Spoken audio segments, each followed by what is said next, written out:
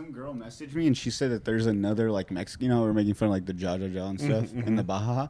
There's another one that's GGG or GGG. I've never seen that one though. It's like JI. It's those. I was like, I think you're the only one that does that. GGG. I thought that was dumb. Is the Baja one Mexican?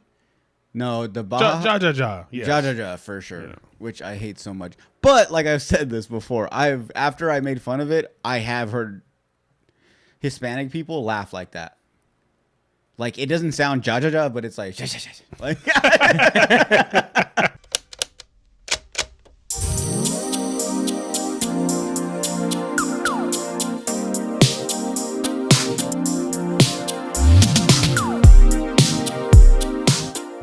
What's up, everybody? Welcome back to an episode of Slobs on the Pod. We're getting close to the end of the year. We got, what, like 3 episodes left? What is it? This week, and then Christmas is next week, and then New Year's, right? Yeah. So, guys. So, obviously, I'm your host, Jordan Atondo. To my right, we have my chode host, Emil Shaya. And, guys, I'm very glad to bring back, and you guys can finally meet for the first time, and you guys can hash out your issues. I know the last time you saw this guy, Emil. Brian saw Emil out in Walmart, and I guess introduce him first, and then get into the drama. Guys, he has a podcast with his wife, Blood and Horror. You guys, please check it out. I'm a huge horror fan. He watches movies, reviews them. They talk about them. I love it. I hope I get to be on one day. Everybody, it's Brian Garcia. Welcome. What's going on, guys? What's going on? Brian. Hell yeah. All right, dude. What's up, buddy? What's going on, brother? Also, if you guys don't know, Brian's our sports guy. A couple episodes back, we had some LeBron questions, and obviously we called the man himself. Got him on the horn, yeah. Yeah, so I had to bring him in. We have some. We can like do this like a news. This whole episode will just be like a news segment because I have some funny videos, I have some news, some breaking news stuff, and then we can get into the sports section, which obviously you'll take over, and then we can get into we'll do like more of like a newspaper. So we'll do like a cartoon section. That's where Emil comes in. Hell yeah! So I have some questions for him. So yeah. Dude, you know what you been up to? Sorry. Not much, man. Just staying busy, work, and then. What were you gonna say first before I said? No, actually, what I was gonna tell you was. I'm excited you're here. I'm sorry. I was gonna fucking pitch you an idea. I was gonna say we should do this, like once in a while, not like a sports thing. Okay. Dude, because I love bullshitting about sports. Mm-hmm. And that's the thing, like, it's really cool to have, like, this situation where you can go in, bullshit about sports with the homies, and, like, have a good time.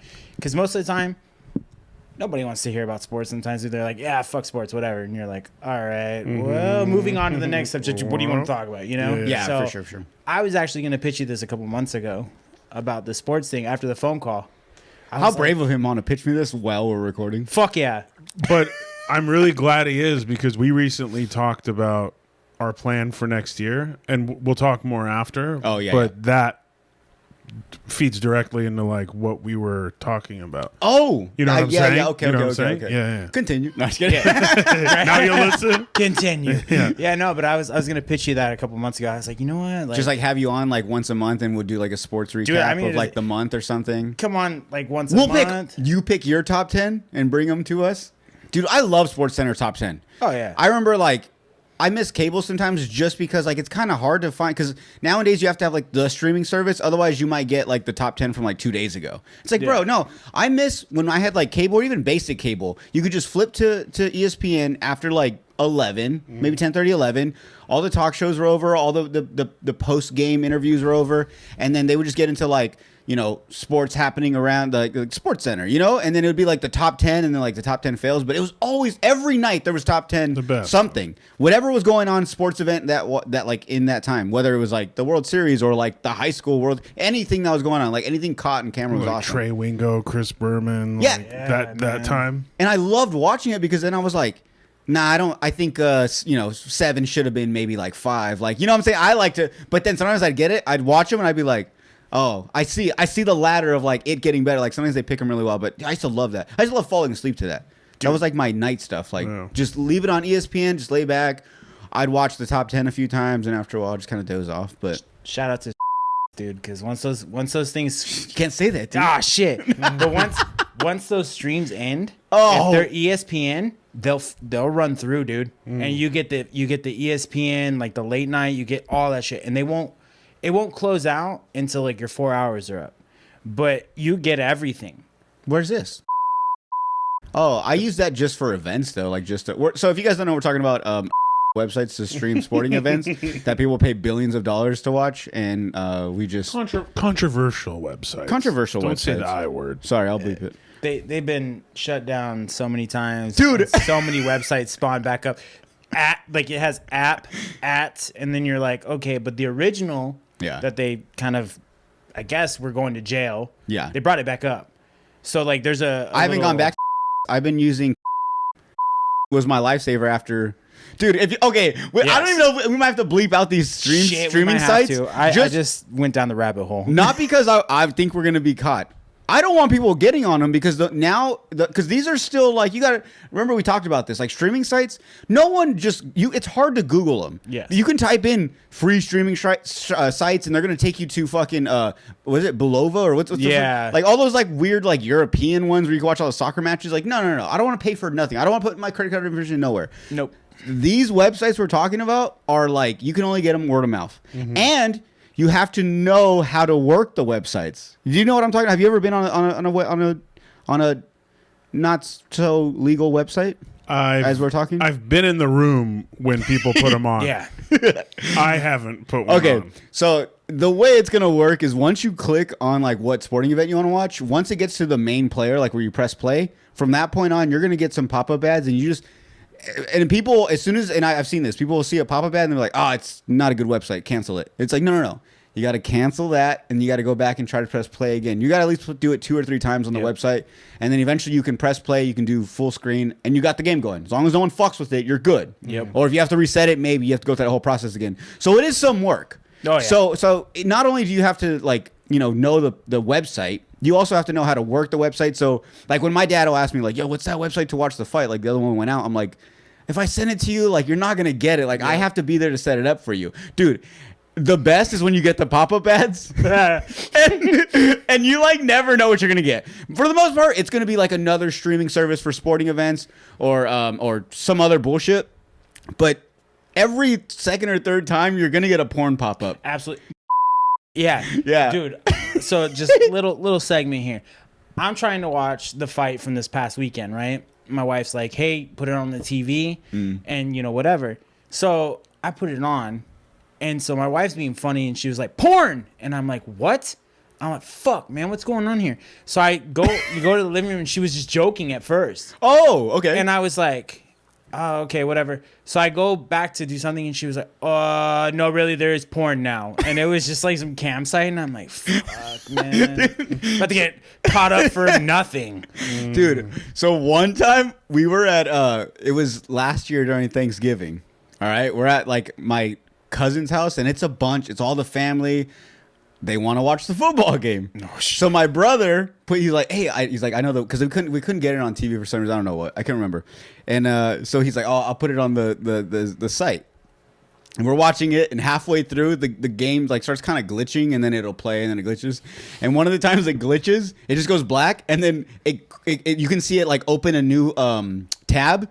Like on the thing, it opens a new tab, and then it just says like fucking. It was like some like service to like video. Are you tired of jerking off alone? It wasn't. No, dude. It was a bunch of squares of different live sex like chat rooms, and it was like some girl gaping her asshole, one girl just like topless, like like talking. You can't hear none of it, but it's just all these different chat rooms all on the TV, and like grandma's there, like everybody is there, and it's not even our house. It's like our cousin's house, so it's like other family from other people. Wow. So, like, dude, I was like there with like a sweater on. I remember I got so fucking hot, like. Because I had nothing to do with it. Technically, he was the one that put it on the TV, so obviously he was the one to blame. But I just got the secondhand embarrassment, bro. It was like the worst. Like, oh my god, and like, yeah, it was just shitty, dude. So you guys got to be careful. Mac, huh? If you use it on your Mac, less pop-ups. For some reason, I don't know what. Like when I stream it, on my only phone, use Mac stuff. Not that I'm trying to brag, but I don't know if like it's worse. MacBook. Is it? Yeah, no, I know. Like on your MacBook, it's better. No, and I still get pop-ups though. Not as many. Yeah. But that's what I'm saying. I've never used like Windows, so I don't know. Is it like like all crazy? Dude, I'm nothing but Mac too. Not to brag, but yeah. So I don't know. I mean, I'm sure somebody who uses that shit on Windows has probably got pop-ups. They're probably hacked by then. Yeah, credit cards on the internet. Because Mac, like I'll maybe get like I said, I'll try to press play. One will pop up. I exit out, try to press play again. Either another one pops up or it works. That's about it. I get like 1 to 2 ads. That's it. So yeah, I don't know, but yeah, guys. So if you guys, we're gonna bleep out those websites though. Yeah, absolutely. I don't. I'm down a fucking rabbit hole. Dude, and I there was one time. It's probably a stupid story, but there was one time we were watching a UFC fight on one of those websites, and I was high as shit. And the house we were living in was kind of old. It still had like surround system plugged into it, so the wires from the surround system were still like connected in a way, but they were like taped so they wouldn't touch each other. Eventually, I guess in time the tape, wore out or whatever, and they started touching. And so over the loudspeakers, all you heard was like, doo, doo. Feedback. Yeah, and like all the audio from the TV kicked out. The fight was still going, but that's all you could hear. Bro, for like a good minute, I thought I got hacked. I thought I got caught. I thought this was like, oh, bro, we've got you. Like, we found your location. We're coming. That's the warning. I shut the thing. I unplugged my laptop. I unplugged the TV. I turned the fucking power off in the house. I was like so paranoid. Then I realized it came through the speaker. So I slowly worked my way down, and sure enough, you see the wires, and they're like kind of rubbing. And every time they rubbed, it was just the electricity was still vibing through the speakers. But bro, yeah. So guys, don't do them. But if you do, just, be careful. Here's a list. Here's the list. Yeah. just make sure you have your, if your Windows pop-up blocker, fucking web root, whatever. And I know. I remember. I want to say it was UFC Noche that the one. I'll bleep it again. Got taken over by the FBI. Yeah. Let's just we could just call it. Okay. Yeah. Call it East. Yeah. No. Same shit. Same shit happened to me. I was watching it and I'm like. It was like yeah, stopping. midway through, I think when it was going to the Shevchenko fight, that's where it just took a shit, and I was like, oh man, and of course I'm trying to backdoor the whole system, so that's when I found the crack one, and I was like, all right, well fuck, I'll just roll with this. Yeah, but the stream will just go from slowly not working, and you can restart it, and then it works for a little bit, and eventually it's like you were restarting it, and the thing would just say website error. And then after a while, when I went back, then an actual it looked like a certificate. It had the bald eagle, and it had it said this website or whatever this site has been seized by the FBI. If you are currently on this, just get out now. Yeah, it was oh shit. And yeah, for a couple weeks. And so like I said, then I switched to and then from then on, that's what I've been using. I'm scared to go back to the other one. I said that one has a sign or a little message that says we're back for now. Yeah. So I'm sure something's gonna happen. I mean, this is of course for now because it's always gonna run into some problems. They're doing absolutely. Some shady shit. I mean, it's kind of dated back to the time where the whole Pirate Bay situation. We could bleep that one out too. When they got that's seized, old though. That's all old. But you're talking about what are those torrents? Livewire, LimeWire, ShareBear. Yeah. When they got seized, that's all they're overseas. I think they were in Switzerland or some shit. That's where all this shit's coming from. But when they got seized, I guess whatever they did, whatever the FBI did, and whatever their local law enforcement did, they sent out a tracer. So that's when everybody was getting shit in the mail. Oh, hey, Disney sends you a DMCA. Oh shit, it was bad, dude. So they were able to find everyone that was getting into these sites. Your IP address, and I think they just sent that shit out as a warning. I think 8th Street when they were selling their bootlegged videos. Oh, I used to go all the time, dude. They were caught up in that shit. They actually were. That's the reason why they got caught up was that they busted them over there with all their big ass networkers. And then that shit came back here, and that's when I guess YPD was like, "Hey, hold on, we got to explain this to the people that are listening because you just said 8th Street." So guys, if you guys know, this is in Yuma, Arizona. There's 8th Street where it's it's a little bit more run down side of town, but that's where all the good street vendors and tacos were. I don't know still now. I haven't gone down in a while, but when I was younger, that was the spot. 10 to 13, maybe even 15, 16. And not 14. And there was always one place that was it Corona Taco or Yeah, Corona. so out front they would have. I'm not snitching anymore. They don't even do it no more. But out front they would have like a disco ball, and if the light was on, you knew that you could go in, and it was kind of like fenced off, and it was like tarped off, so you couldn't really see from the street into the area, and they'd sell carne asada tacos. It was great food, as well as they had a table and they had all the bootleg, and it was all like the thin little cases, and it would be like all the movies that were in theaters, and clearly, not even trying to hide it, it was clearly someone in the theater recording it. You'd see someone walk by in front, people, you'd hear the crowd laughing if they were like at like a lot of people were at the movie, like you would just see it all. But so that's what he's talking about. I always wondered that as a kid. I was like, how is this like? Obviously, you don't think like a cop. I mean, Yuma's not that big. You don't think a cop likes this taco stand, has been in here, and is like, yeah, that's where I get my movies, and like they kind of know. Like, I know it's an illegal thing what they're doing, and it was all like I remember I had like Too Fast, Too Furious like before all my friends even saw it in theaters. Hell yeah! I was like, just come to my house, dude. I got it. You're like, Don't mind the people that walk out in front. Oh, it's like real life. It's like real life experience, huh? It's like you're in the theater. It's crazy, huh? It's so much better than the actual DVD. And what were they charging for those? Like $2 to $5 depending on the movie. It'd be like $2 to $5. It might That's even be a like deal. buy 3 for 10 or something. Dude, it was a steal. They were making so much money, and they had I remember at one point I think that's the first time I ever saw the Kim K sex tape. They were selling it there. And they weren't even hiding it. It was just like it'd be like Too Fast, Too Furious, and then like Shrek 2, and then like Kim K, yeah, and then like those One 3 Night in for Paris. $10. What a deal! Right? What a deal! Hell yeah. You watch Shrek, Too Fast, Too Furious, and then finish the night off. You're there with your mom. You just sandwich the Kim K between Shrek and Too Fast. Just these two. Yeah.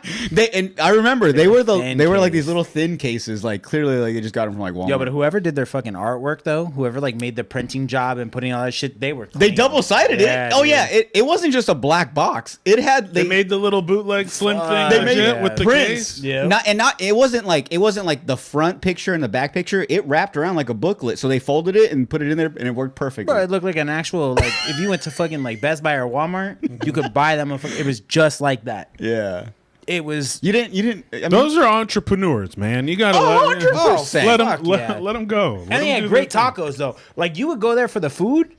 And then you would just get snuck into the fact that they had a whole entire like bargain bin of fucking DVDs. Yeah. And it was like, and the food was good. It was like my parents' favorite spot. Like that's where they thought the best carne asada, all the food was. And it just so happened that they also sold like movies. Did they sell beer, or could you bring your own beer? They didn't. A lot of those places didn't do that like how they do now. I know there's some places you can like bring your own beer and stuff. Yeah. A lot of them didn't. It was literally just food, and they'd have like sodas, but there wasn't no beer. I think they got scared on the most part, like to get a liquor license or some shit. And It's probably way. They're like, we don't want to do anything shady. Right? Oh, we're gonna sell alcohol? It's crazy. Yeah. You know how bad alcohol is. Here's Blade 2. Yeah. But no, dude, and you know what? I like I said, I always wondered, like being in there, like how did no one know about this, or how did they like? And then so when finally someone did get like snitched on, they just got shut down. Yeah, they just got shut down. So I think because I used to go all the time, and I would go for the food, and I would just like flip through them. But of course, my dumbass is a teen going into becoming like 18. I was like already doing shit on like the side, bro. Like I was the guy that was like, fuck, I'm gonna download all this shit, boom, boom, boom, boom. So for me, I didn't need that. I would wait till the movie like had a HD quality, but I did buy like a few when I was like, damn, I can't even find that movie to download. So I would buy it, and go for 6 tacos, come out with 3 DVDs. I'm good. Yeah. But I think when they got popped, that's when all that shit went down. Because I remember that was a big thing on the news too. And I remember my mom was like, are you still going to that taco stand? And I'm like, yeah. And she's like, you're not anymore. And I'm like, wait, why? And she's like, they got popped. And I'm like, damn, man. What am I going to do now? And you know what? What if they were doing like more shadier shit? Because clearly if they're doing bootleg videos, that's just like the front. You think that's a gateway? It's not the gateway. I think it's the front. No, it's like front. this. Like if they do get popped, they're like, this is the most they're going to get us for. But they don't know what's really going on. Because what if I go and I'm like, hey, I want to watch. I mean, this is, 2005, 6. So you just walk in, I want to watch, Fast and the Furious 8. They're like, oh, means 8-ball, you know? Yep. So you go out back. So what if they got busted and then they were like, oh, fuck, they're going to find it? And all they found were the DVDs. And then they were like, oh, that's it. Like, okay, we'll pay that fine. Like, all right. Like, you didn't find... They didn't keep searching. Like, they just walked in, saw the DVDs, and they were like, we got them, boys. Take them down. And that's all they got? Yeah, and they didn't find the rest of the stuff. I bet you they all fucking slid all those DVDs to everybody that did the bust. They were like, yeah, you want this? There you go, take it. Evidence. Yeah. I mean, at the end of the day, I think that dude ended up doing like 8 to 10 years, bro. Damn. Oh, and you know the best part about these videos is they would have a warning like it is illegal to illegally download these or record these, and it's like, yeah, it's exactly what I'm doing. Like, Fuck yeah, I'm doing it. Dude, that era in time was crazy because like I would go on the internet to get my skate videos because obviously Border Town wouldn't have, you know, a lot of shit. Rest in peace, Keith. But he didn't have a lot of stuff because his inventory for skate videos, like he didn't get a lot, you know, and then whatever he had, that's where I would use those websites to download that shit because I'm like, okay, I want to watch, you know, my favorite parts of my skate video and then go out and skate. That was my biggest thing. So if I couldn't find it there, then I mean, I'm gonna find a way to get it. But when all that shit crashed, it was. You know what's crazy is around that same time, another thing that got big that I saw like a few years later. My best friend in high school, his uncle was like he was like a nerd, like really smart on the computers and stuff, and he knew how to. My buddy had an Xbox. The first Xbox. It would have been the one that gets the death ring, whatever that. Yeah, Xbox 360. 360. Okay, yeah.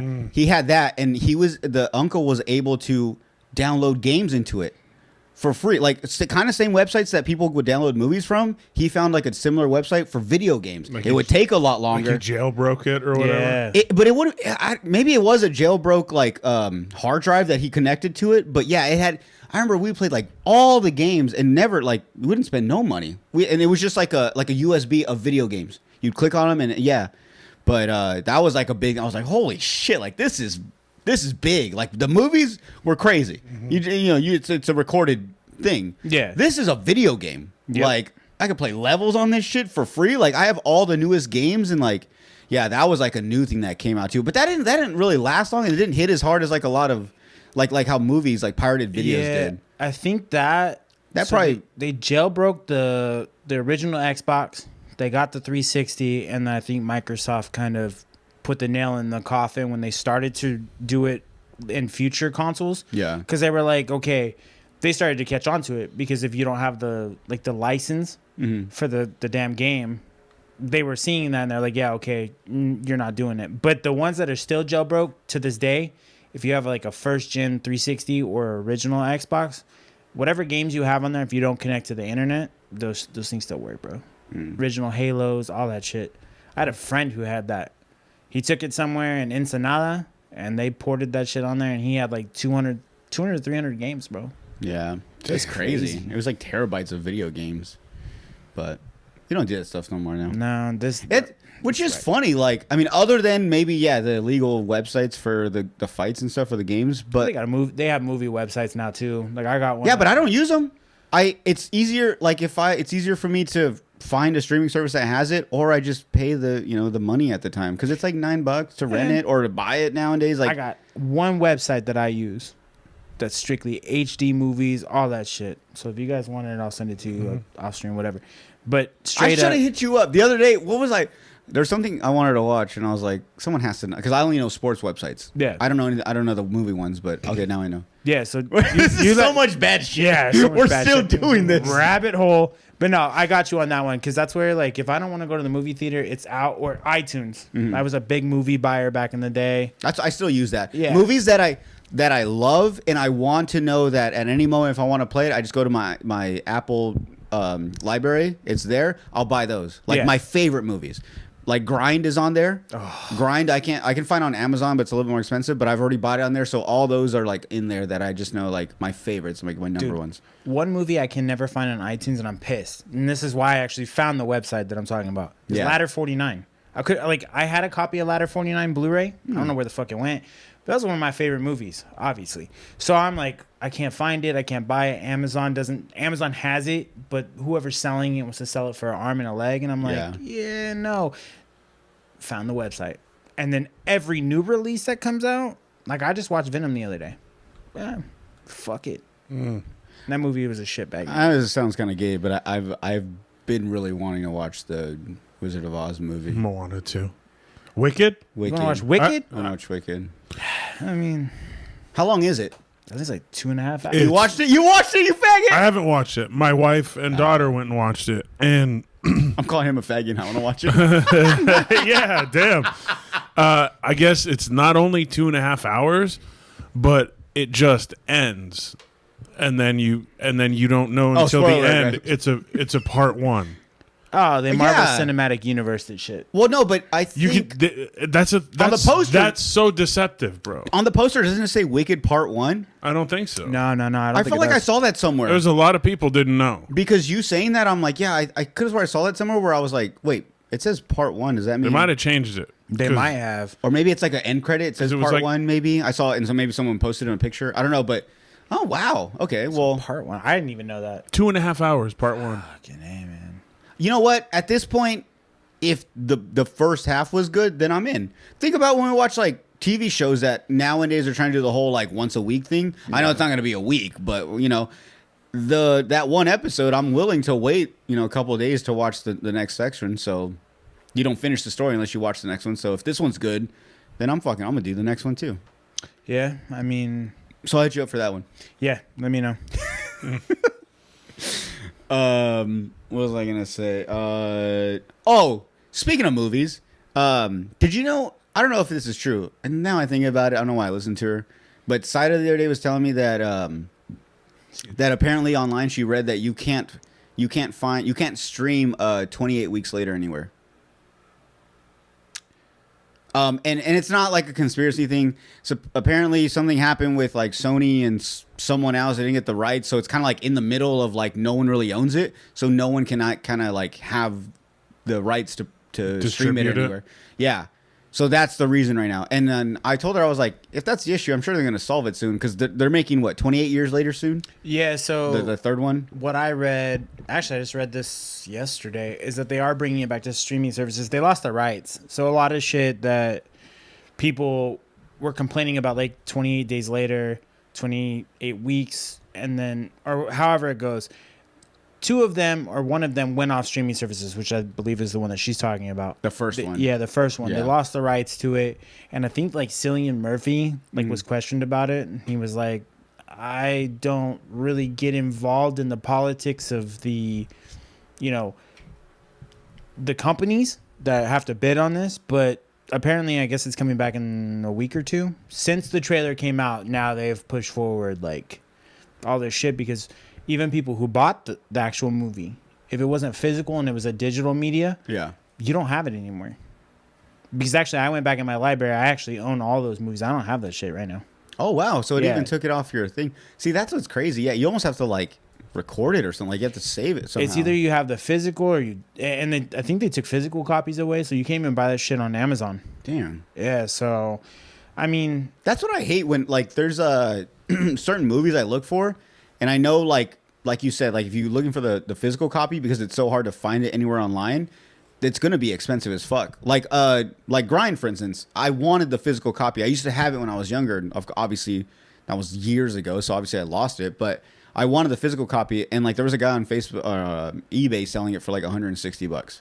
And then so I ended up you could stream it, but I wanted the physical copy just because it's a keepsake. I don't know, and also I think it's cool.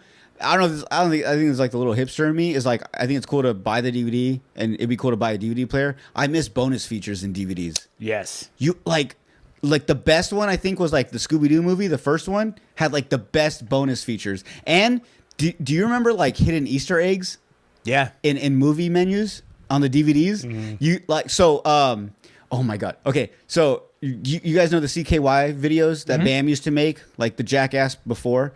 So in some of them, I think that movie Haggard, he made like Yes. a movie. in the main menu, if there was like a code, like you press like up, down menu, and it would highlight a separate section of the menu that says no words, nothing, and you would just click it, and it would be his sex tape with his ex girl at the time. That's actually true. Yeah. Yep. But I found out after doing research, because I was like, I have that DVD. Oh my God, I can watch it. When I would do it, it would just give me like behind the scenes stuff, or it'd be like another clip of a CKY video, like some random shit. I looked it up. It was only like the first 100 copies. They caught it in time, and he did it as a joke. And in time, he was like, okay, that's kind of fucked up. So he kept the Easter egg, but switched it up to something else. So I just got like a later copy. But dude, after I found out about that, I just looked up websites, and there'd be websites where pretty much any DVD you had a secret, like a code that like up, once you press up at to press play the movie, if you keep pressing up, eventually it goes to like the face or something, you know, it does some weird shit, and then you can get like a whole different menu of like bonus features or like behind the scenes videos or just fun stuff, dude. I love that stuff, and I kind of miss that because we don't get that with streaming services. No. You just get the movie. And now I have to go to YouTube, which I mean I could just do it at the same time, but me being lazy, it's cool to have the movie, the physical thing, and then just like go back, and then I love to listen to commentary. Oh yeah. You'd watch the movie, and the actors like that you like would actually talk like, oh, during this scene I remember we did this, and like it was cool. Like I miss all that shit. So sometimes I kind of want to be a hipster. Fuck a VHS. That's just all like aesthetic and shit. But like a DVD, I think would be cool to have this disc as well, and just kind of go back and like see those again, you know? I think iTunes has started to do that. But when I bought Deadpool and Wolverine, yeah, with the new movies they will, but it'll be like 1 or 2 clips, dude. Or honestly, it'll be a bunch like fucking Deadpool and Wolverine, like all the deleted scenes and shit, all that stuff that's on there. Like there was a whole nother movie apparently is what they were talking about in the deleted scenes that they're putting out. And so Ryan Reynolds, what they put on Deadpool and Wolverine, I haven't like watched deleted it. scenes, you gotta watch it, bro. I mean, you have to. I'm not a big theater guy lately. Even I saw that. You watched it in theaters? I went there like the day it came out. Bro, I watched it twice. I I went to San Diego for that shit. I have an issue, man. As I'm getting older, I can't be in movie theaters. I think we talked about this, but knowing that I have to sit there this entire movie, yeah, I can get up. But like at home, I like that I could just let the movie keep playing, and I could just walk to the kitchen. I could still hear it, know what's going on, grab a snack, grab a drink, go take a piss real quick, and not ruin the movie for everyone else.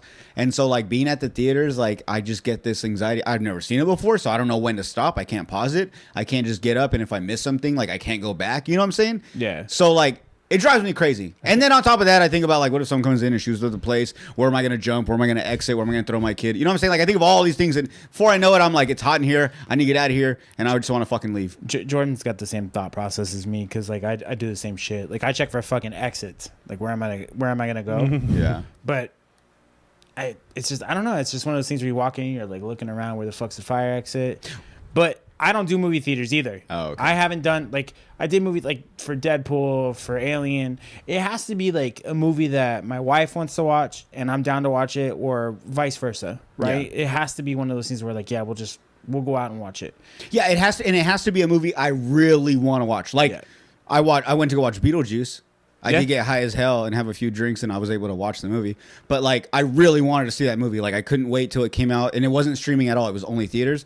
So I was like, I'll put up with that. So Yeah. I went to that. But that was like my last one. I think Before that, we went to I forgot what movie, but halfway through, like maybe towards the end, I was like, I kind of want to go, and she was like, yeah, me too. So we just left. Like, the movie was good, but like we just didn't want to be there. Like, we were just like kind of done with sitting there. I think the last don't know, movie I it's- watched was Beetlejuice Oh, okay. in theater. But yeah, so like I have an issue, so that's why I haven't gone to the Deadpool one. Because honestly, as cool as I know it's a great movie, and I love the other Deadpools. I've seen Wolverine stuff, but it's not good enough to get me in the theater. You have so. Disney Plus? Is it on there? Yeah. Oh, get the fuck! Are you serious? Yeah. Since when? Since last month? Oh, what the Yeah. fuck? Okay, well I guess I'm so, watching. I mean, it's on there because it came out. Oh man, I did not. it came out like early November or late October. I can't remember. I have a kid, so all my Disney Plus, all the top part is all Bluey, Lion King, Yeah. fucking all that bullshit. So Yeah, I guess I miss out on the cool stuff. I just Thanks a think- lot, Oliver. I just think the deleted scene stuff. I don't know if it's on Disney Plus, but Ryan Reynolds right now is going on like a deleted scene spree. Oh. He's the one that started putting shit out before like the digital version came out. And then shortly after, that's when they started coming forward and saying like, yeah, there was a whole nother movie. They talk about how they were going to do like iterations of different parts of the movie, how they pitched a low budget film and shit like that. But he is the one that is like holding the key to the door, basically. So he opens that bitch up and he puts a bunch of shit on his Instagram. Yeah. Everybody's like, oh shit. Because we're not, obviously, dude, like we're not going to get another Deadpool movie for 4 fucking years, maybe longer. Because right now they're talking about doing a sequel with him and Wolverine again. Not to get all nerdy on you guys, but No, we like this. That's why you're here. You So I nerd. mean, for me, I'm down with it.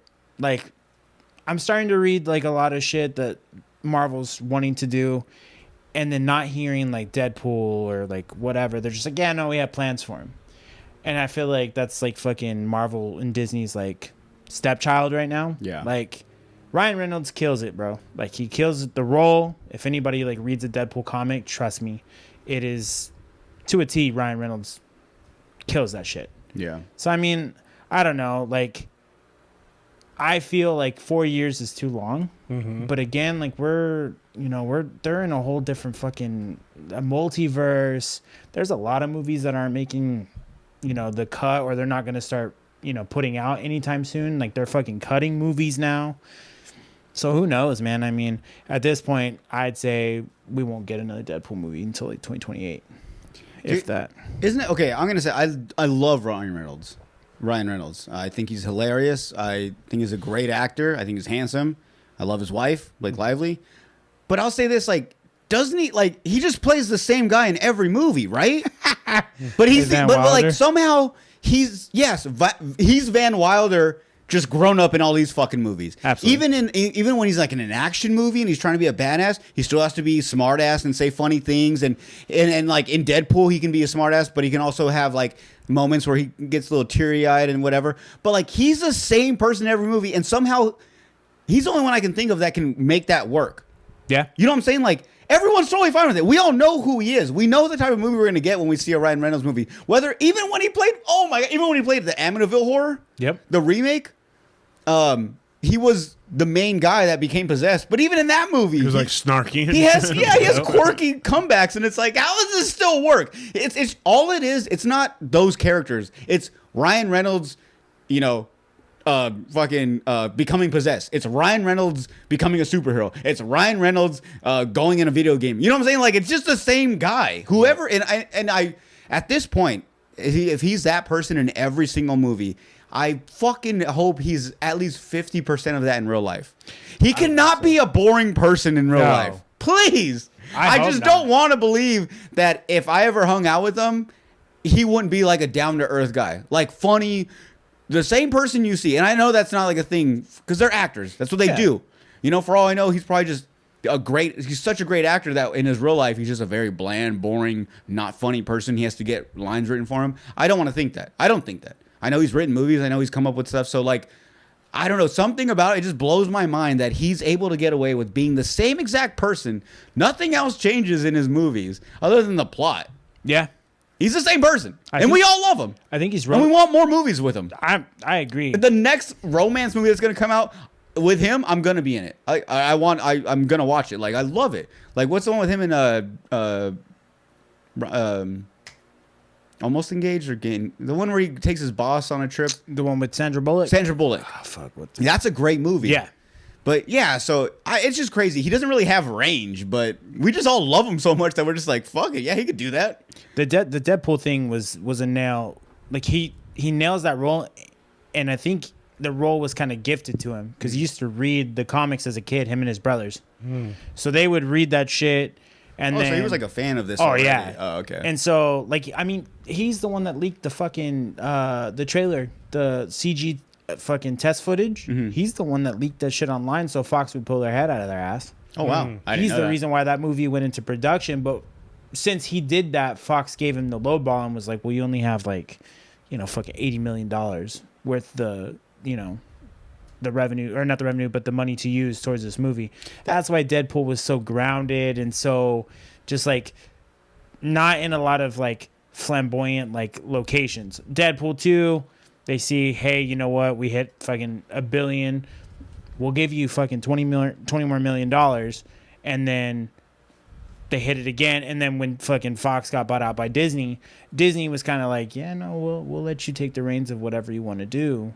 That's so funny that you say like they gave him. They're like, oh, we can only give you 80 million. Like that's crazy. That people give money to make a movie, like that much money. Like what you could do with that other than make a movie. And I'm not being all like fucking gay like that, but I'm just saying like I love these movies. But it's crazy. Like like every movie we watch is at least, for the most part, at least $1 million plus to make. And that's insane. Way more, Yeah, way more. Yeah, but I'm saying like $1 million.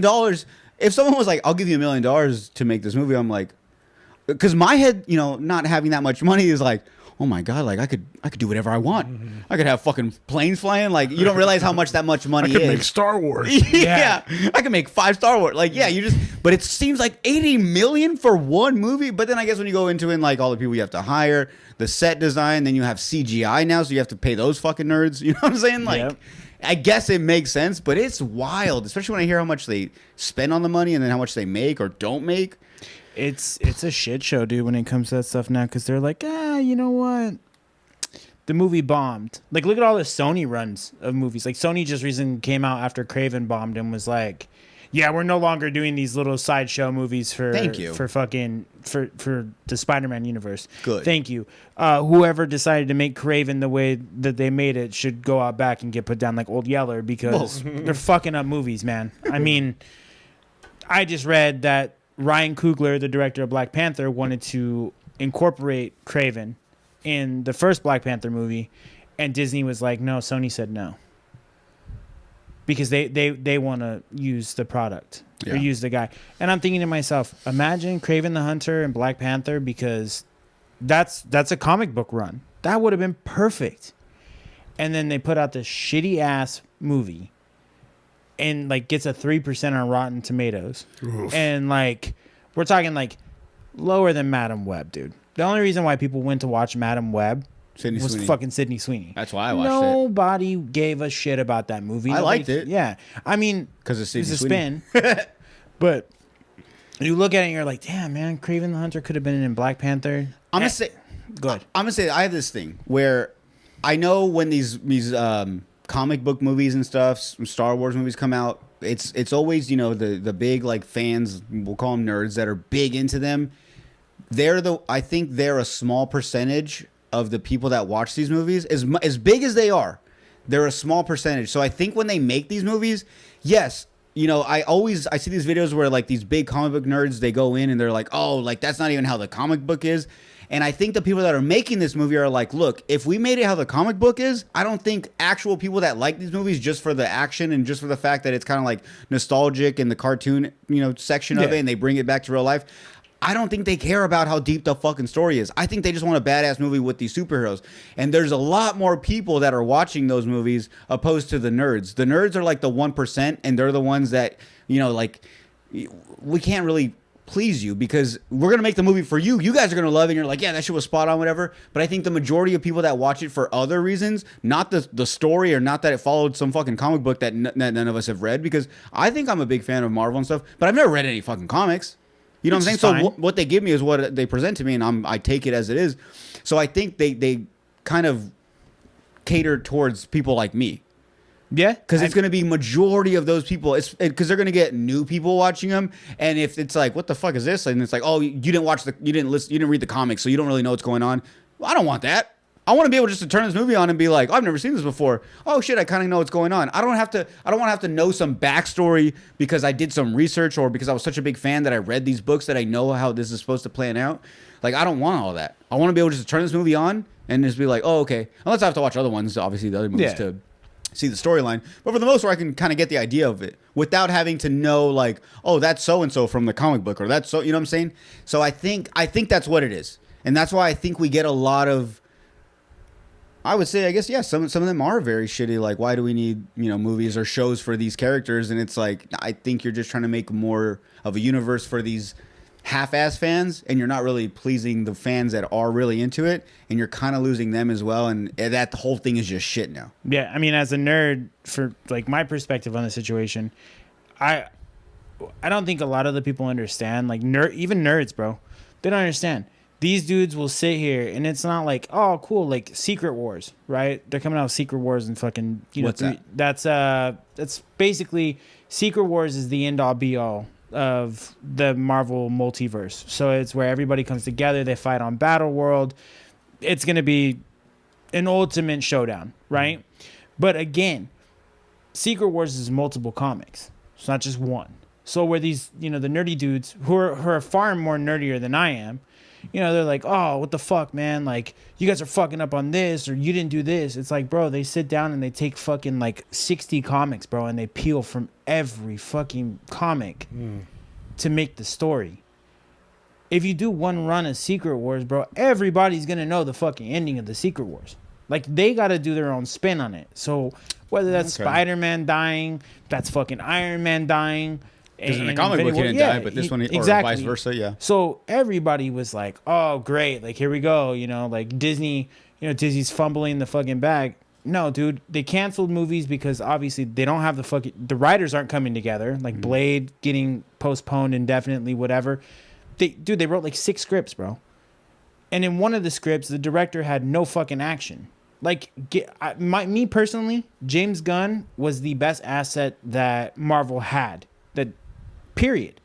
Because he was the dude who was like, let me go in, let me create this fucking story. I'm going to give you a fucking amazing soundtrack to go with the story, but I'm going to deliver what you guys want. They don't get the nerdy guys to do the movies anymore. Yeah. It's whoever the fuck had the best movie from last year, which is super shitty. If it's not the Russo brothers, not James Gunn, they really just go, hey, that guy had that dude had a big fucking movie last year. Let's just fucking bring him in and let's see if he could run a spin on, fucking Daredevil or something like that. Yeah. And it's like, no, dude, because that guy doesn't give a fuck about that movie. That guy doesn't give a fuck about that comic book. Yeah. And I see where the fans kind of get mad because they're like, man, you guys got the guy who fucking just made 6 rom-coms and you have him directing a fucking action movie. About comic books. Yeah. Like, I think that's where it's at. That's why you don't see guys like fucking Francis Ford Coppola or, the big guys, like the fucking Godfather directors. You don't see them. They talk shit about the movies, right? They're like, oh, we don't believe that's art. Like, I would never sit back and be like, all right, cool. Like, fuck that guy. If he directed some of the best movies in culture history, I think a lot of those guys take pride in what they do, but also they don't see the sentiment and the value of what that does to fans in the long run. Like, I can't remember who it was, but he shit all over like comic book movies. And it'll come to me later on once I'm driving home. I'll be like, that was him. But and he does dramas. You know what I'm saying? Like, but again, you're like, damn, man, that guy really took the fucking time to shit on comic book movies. Okay, cool. Well, who the fuck went and watched The Godfather for 3? I mean, I watched The Godfather. I love Godfather. I love those movies. I've never seen any of them. No? 1, 2, and 3. They're great. They're great. They're long I love as mafia fuck. movies too, but I haven't watched it. I don't know why. I think it's too old for me. Yeah, maybe. I mean, I just feel like those guys, the guys that directed those movies, they don't want to be in this realm, and it's fine. Like, we don't need you, but we need the guy like James Gunn. We need the guy that, like, that's going to put forth the effort, and fuck the nerdy nerds who are like, man, that's not even the right comic book. Who cares? If like you said, if the action's good, they're going to bring in 35, million more people to fucking, to bring the movie to light. Yeah. And who cares? I mean, I don't think anybody understands that anymore. Yeah. I think old school movies are great. I think the mafia movies are great. Thrillers are great. Departed was one of my favorite movies back in the day. And I think it was the director of The Departed that shit all over. Scorsese? Martin Scorsese. Scorsese's the one that was like, comic book movies are fucking dumb. I would never do anything. And it's like, yeah, Martin, because you're too busy writing fucking classic mafia films. Yeah. I don't think we need you to do that. If Martin Scorsese directed a fucking Iron Man film, I'd be like, what the fuck are we doing? Yeah. Wait, no. I think Wolf of Wall Street was a great mix. It wasn't really no mafia. I know it was like a crime type thing, but that was fucking amazing. Yeah, no, I mean, Scorsese's got to fucking run a great movie. Yeah. But he's never done like a over the top action film. Yeah. I mean, I'm still waiting for. If they're not your wheelhouse, they're not your wheelhouse. Don't go out of your way to shit on. Just leave that to because then it goes both ways, and then what are you gonna talk shit about Martin Scorsese for only doing right? You can't do that. No. So he shouldn't start. I think Spielberg was another one that kind of shit on films too, and you're like, wait a minute, dude, like you did Indiana Jones. What the fuck? He did fucking like action wise, yeah, like he I don't know. It's just they pivot into that whole motion because they get asked the question, would you ever do a superhero movie? No, they don't want to. They're like, a fucking superhero movie? No. I want to go make a movie about Boston. Yeah. Okay, cool. I'm down with that. Yeah. That's crazy, though. One last thing on movies for the entertainment section of this newspaper. Guys, I know a lot of people have talked about this. This is so old, but like driving over here, I thought about it, and like the Charlie and the Chocolate Factory, right? The first one. Yeah. Fucking little Charlie gets the golden ticket, brings it, shows his family. All of a sudden, Grandpa Joe can walk. And I know this is like old lore, and like people are just like, how piece of shit was he? But when I think about it, this guy literally was like, no, I can't walk. I can't work. Fucking Charlie's over here fucking stealing bread or like whatever, doing paper routes, and his mom's doing shit on the side. All these 4 people are like clearly, or 3 of them are handicapped. Fucking one of them just like, oh shit, that's how I get away with getting out of stuff. And he's just laying there the whole time. And this kid finally is like, I got a golden ticket. Like, we can go see this. And Grandpa wants you to go. And he was like, would you look at that? Mm-hmm. All of a sudden, my legs work. Like, just Crip walked out of bed. Yeah. Not only that, he came out in a whole dancing fucking number. Yeah. Like, not only did he walk right, he was dancing. He was fucking doing twirls and shit, like doing cartwheels. I'm like, bro, and I don't like, now that I'm older, I'm like, how as a kid or even like my teenage years did I not notice like, wait, why does he walk now? You know, like, oh wait, I thought they couldn't wait. So they weren't sick, or like it didn't hit me. And now that I'm like older, I'm like, that guy's a piece of shit. Like knowing that your daughter and your fucking grandson are struggling to keep you fucks alive, and they're trying to give you cabbage soup and shit. Like you finally get a chance. Like, oh man, I've always wanted to go to the chocolate factory. He's like, I want one of those candy bars. That's fucking wild that they put that in the movie, like, dude. I never understood that either though. Like you're like, what the fuck is going on? Like they're all 3, like both sides of the family are laying in the bed, sleeping, foot, yeah, head to foot. Like was it like husband to wife, or was it husband to wife? Was it like husband and wife in front of each other? Husband and wife, husband and wife next to each other. Yeah. So like the wife would just like fucking play footsies with like the other husband or wife at bed. Like, you know what I'm saying? Like it was all a fuck situation. I remember thinking like that looks uncomfortable. Like 4 people in a bed. Like, that's a big ass bed though. I'm not even gonna lie. It was a big bed. I think that was like 4 twins put together. Yeah. I don't even think it was like a queen. They fucking nailed them all together. Yeah, fucking Charlie and his mom did, because them fucks, they had to lay him on the road on the fucking. That's crazy though. How that they put that in the movie? Like no one thought that. Like even how do adults not watch this and be like, what the fuck? He walks all of a sudden all because this kid wins something. Right? Wasn't there a conspiracy, like a theory on that movie too? Like there's a bunch. Yeah, there was like a bunch of fucking theories on it, like the golden ticket. I mean, I'm sure somebody's gonna bring up some shit. Oh yeah, it was like one of those ones where like I think like Charlie had what? No, I'm. Oh, you were pointing like this guy was gonna say. Oh. Well, listen to him. No. I think there was like a theory on like the whole Charlie thing.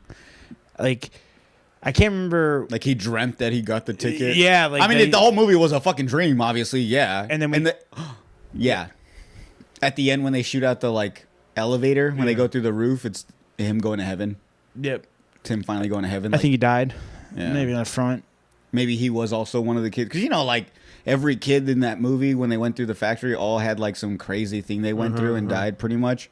Like one kid drowned in the chocolate. I know they don't say that. They were gonna have to, squeeze him out, but no, he's gonna drown. He's dead. The other one, the girl gets too fat we have to pop her, we have to drain her. No, she's probably fucking dead after that. Like all that stuff, they all died probably, and so he probably also died. But in his dream, he was like lifting.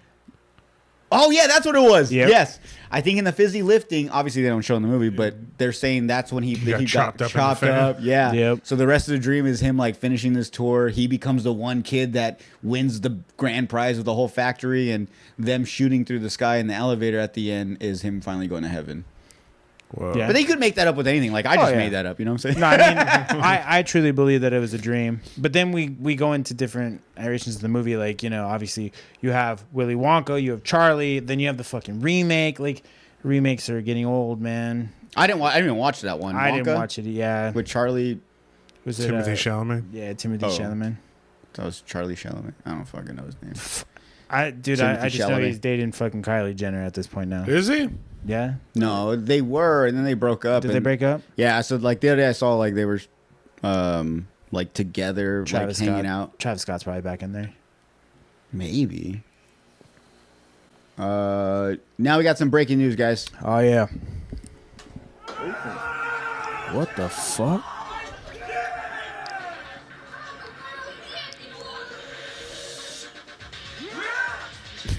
Holy shit.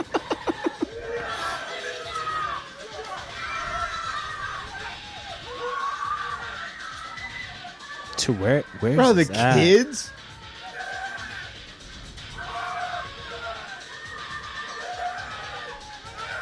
This dude's blue chew kicked in, bro. What the hell? Not even. He's gonna. It's funny how scared the cops are. What the I think the security of it looks like a hotel. Maybe they're at. Is this in Thailand or something? I know. Why the security guard's Asian? The cops aren't though. They're like in a different country for sure. For sure. Look how the cops run. The cops have the weapons and they run away from this guy. I don't know, man. I just saw this video and I thought it was funny. And I also I don't know the backstory. Maybe the guy had like a crazy trip. I don't know. Something. It was just fucked. All those kids in there, all scared and shit. There's another one. This one's crazy. This is my favorite one. Here twice, but that hasn't stopped people from crashing into his property. Since the freeway's been there, Oh, shit, hold on. I've had 4 of the cars This have home come since- through Oh, my house shit. completely. But since Ray 1972, Minter says he's grateful that no one in his family has been seriously hurt or killed by the cars. Minter says the Jackson Street off-ramp on the 680 South Freeway was built in 1972. And since then, drivers have repeatedly No, the last guy went to, like, the second miscalculated how story. fast they were going when exiting the off-ramp. It's 'cause he's a Raiders The fan. cars wound up crashing into his property as they tried to turn right onto Jackson Street. The city of San Jose says it's applied for Out a of 23 $40 million times? grant from One Bay Area to put in place a safety project along Jackson Avenue from Berryessa Avenue to Story Road.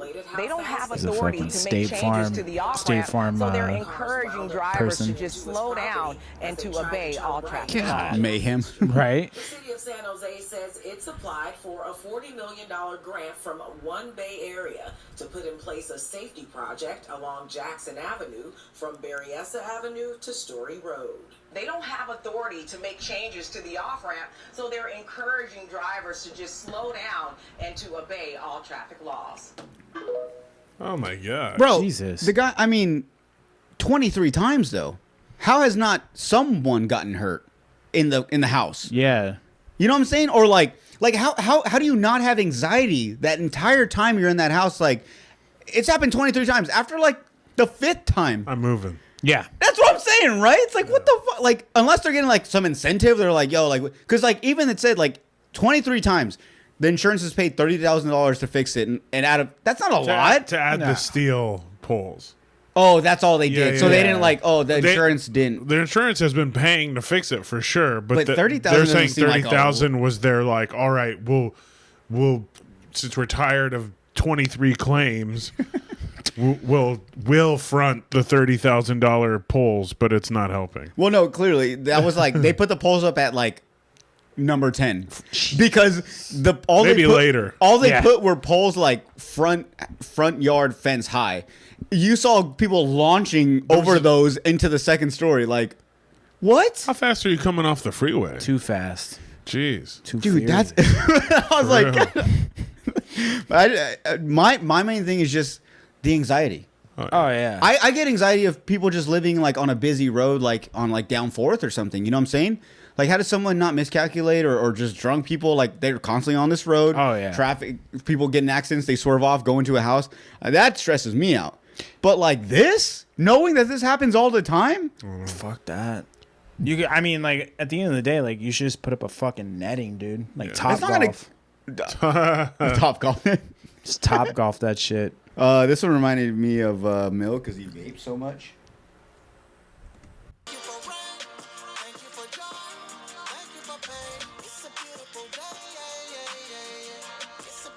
Oh yeah.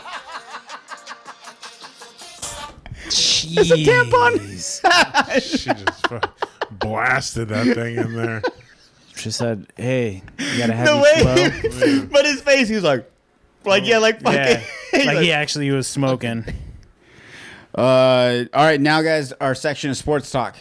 I got one, and then we can go on from you. But Heisman winner Travis Hunter. We got some girlfriend drama. You guys heard about that? No. Oh, I heard a little. Is it bit his about girlfriend, fiance? Fiance. So from what I saw and read, apparently when he was announced as the Heisman winner, everyone stood up in his family except her. Mm-hmm. And there's like video of like someone next to her, like, hey, like stand up at least. You know what I'm saying? That was one. And there was another one where apparently while they're interviewing him in the background, you can hear her saying like, do I have to stay here longer? Like, can I leave soon? Sounds like she was just being like a bitchy girlfriend. Also, I also saw that he went on, you know, he's a younger kid now, so he went on live and just was like, yo, you guys need to chill. Like, pretty much like everything was taken out of context. It isn't what you thought. But I don't know. What do you know about that?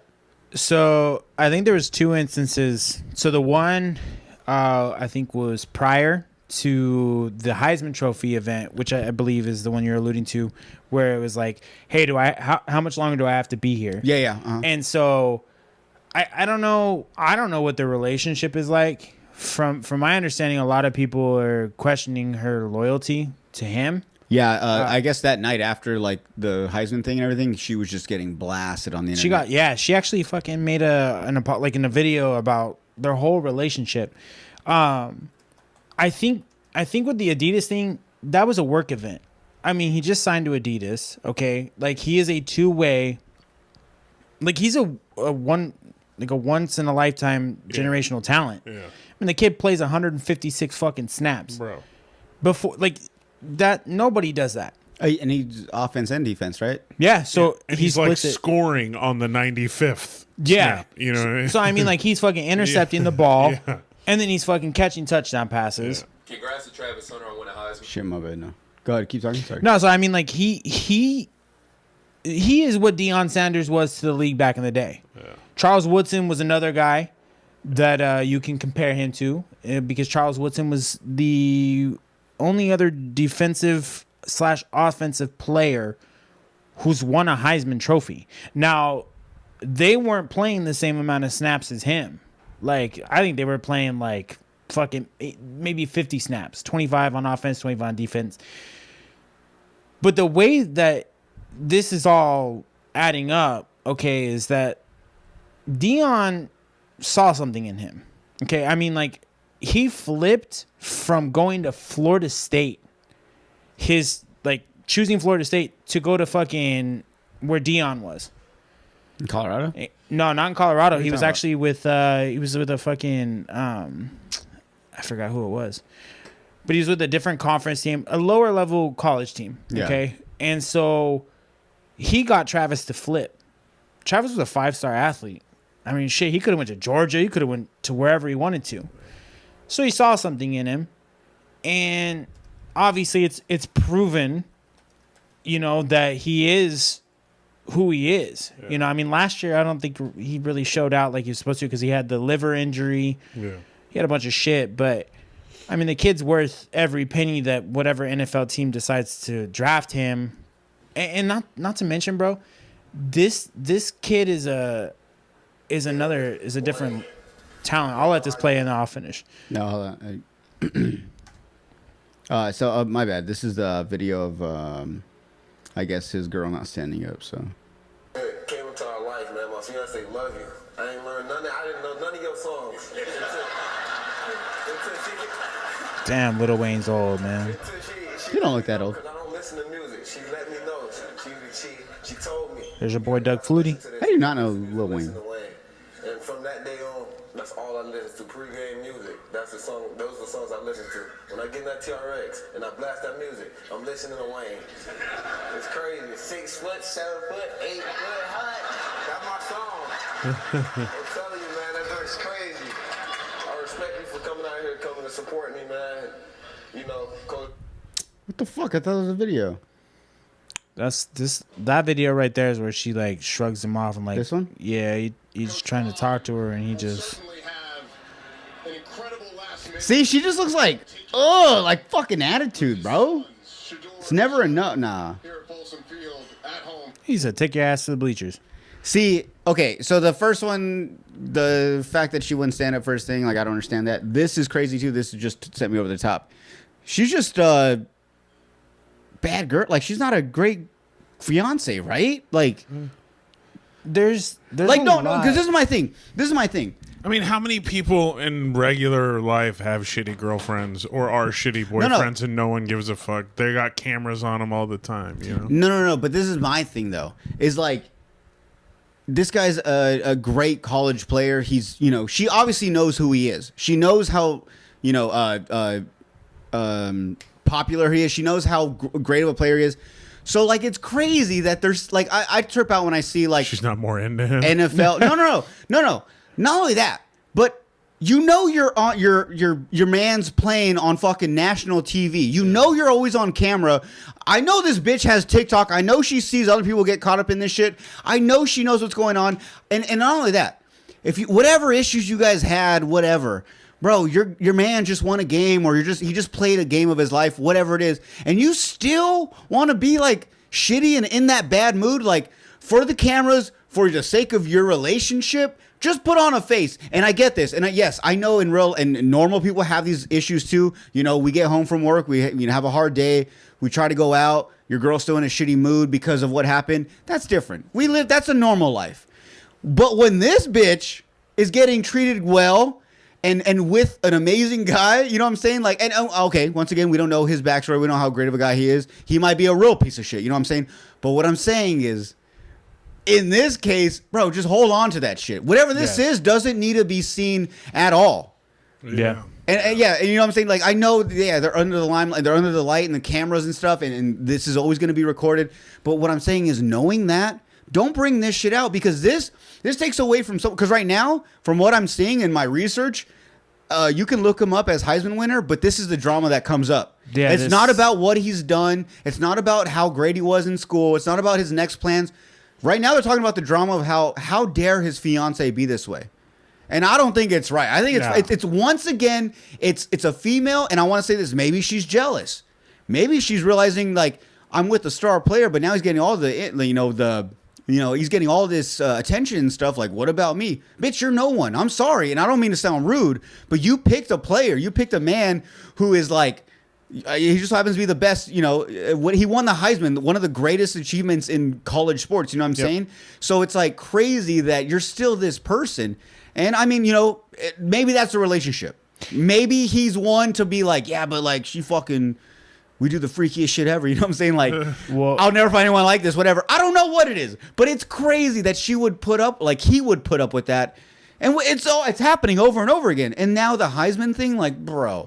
Girls are crazy. I'm sorry. This dude, honestly, like, from the time that he, like, did the whole flippity flop, not going to a D1 college, going to, like, a lower level college, I think... Not knowing what his future was going to be because Dion obviously was it Jacksonville, Jack State? Yeah. He wasn't in the know of what Dion was going to do. I mean, he was just going with the fucking flow. Yeah. He was like, you know what? Cool. I'm going to come play here. And then if you decide to leave, wherever you decide to go, maybe, just maybe I'll make up my mind to switch. Dion fucking takes the Colorado job. And then the first one to fucking jump ship, Travis. Yep, you know what? I'll follow you.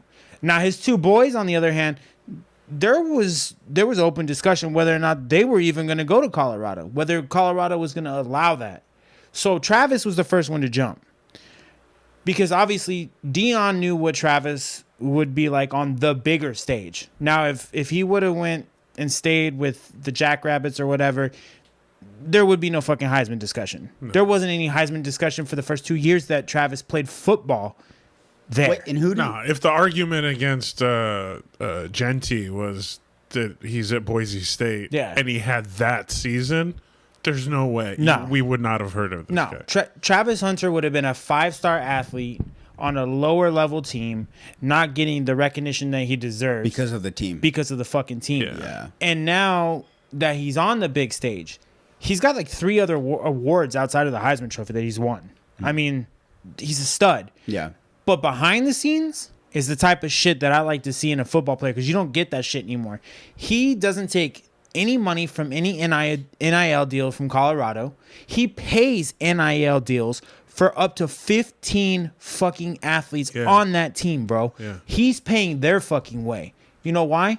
Because he's that type of fucking person. This dude, all he does is worry about football and fucking video games. And the fiance is like, it's causing issues. Woe is me.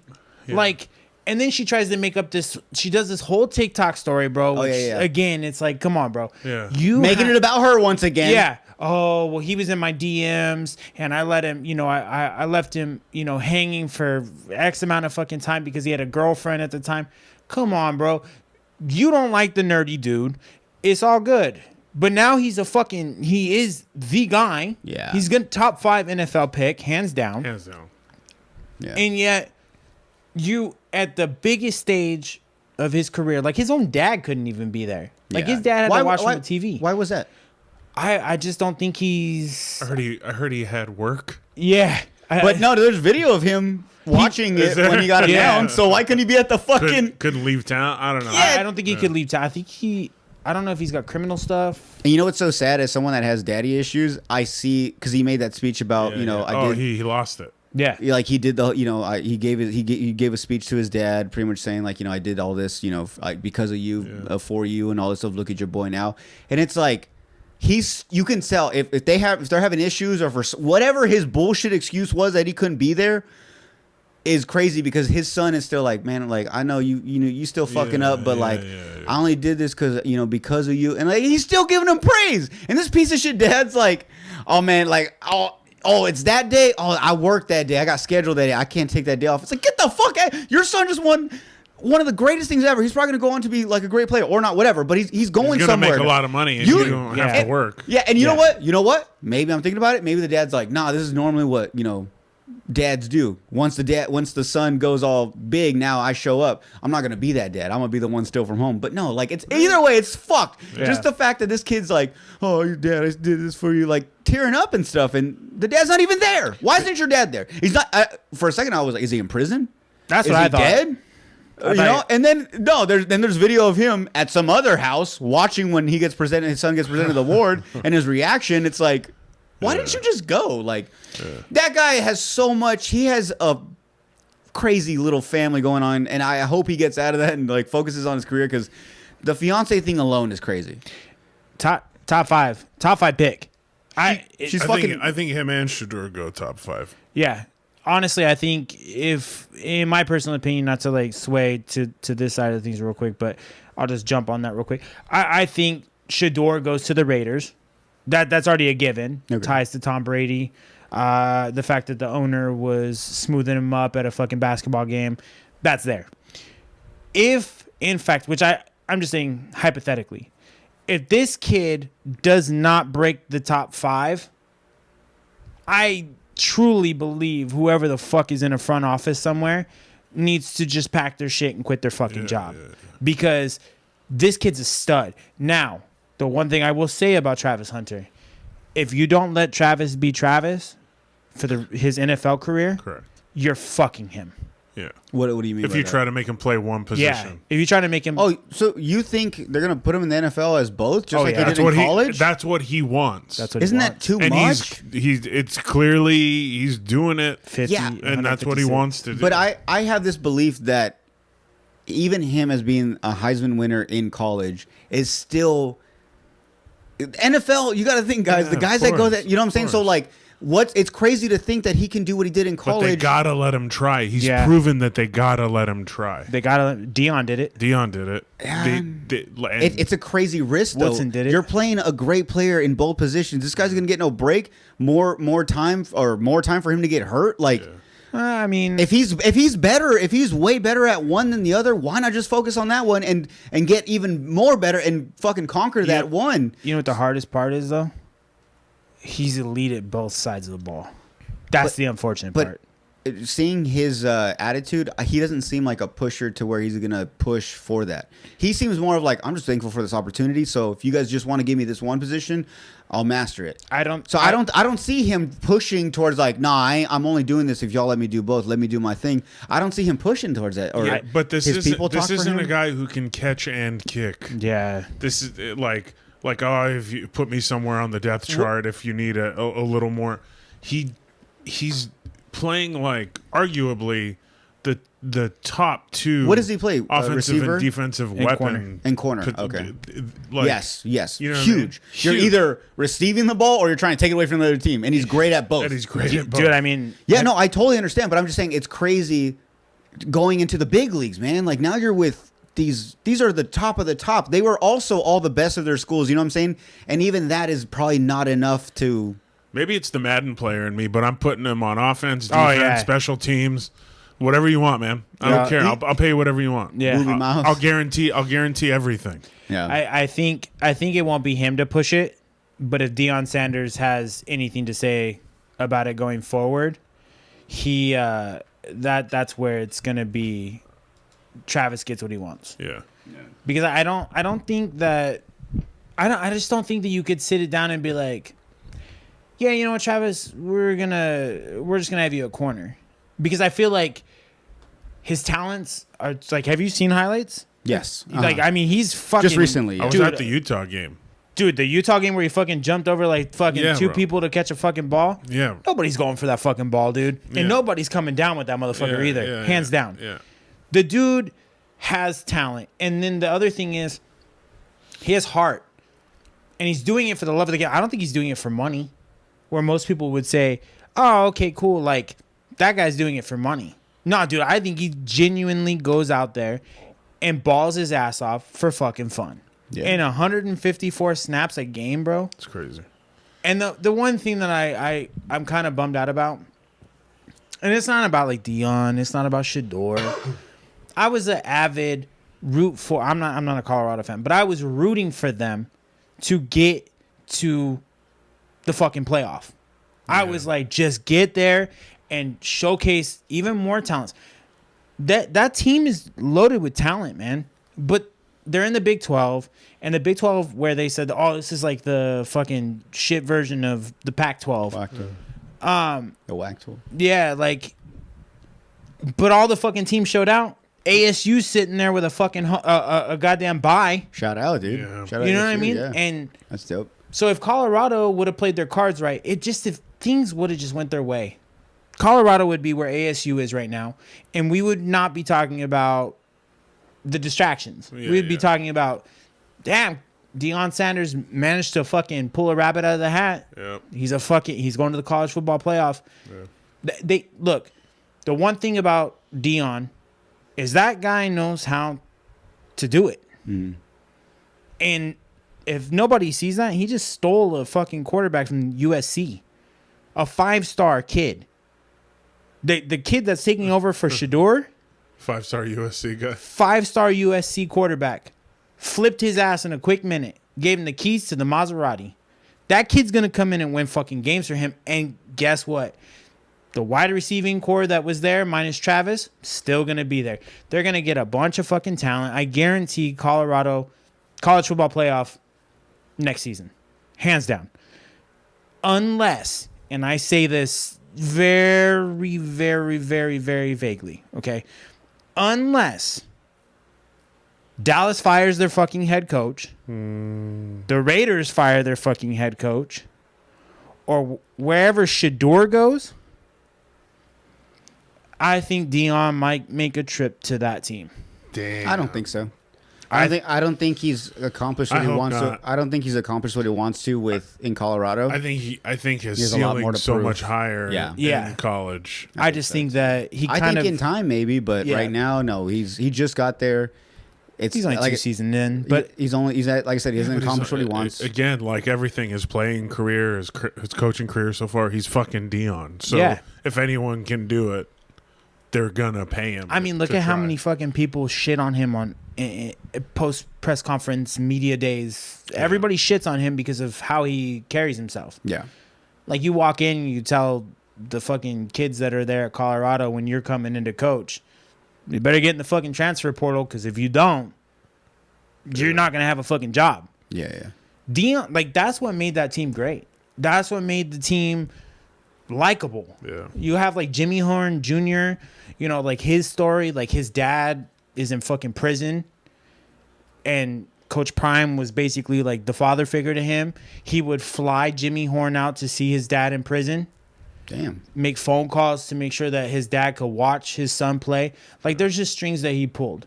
But I truly believe if you flip the coin right, at some point, I mean, we'll see. Obviously, the draft is in April.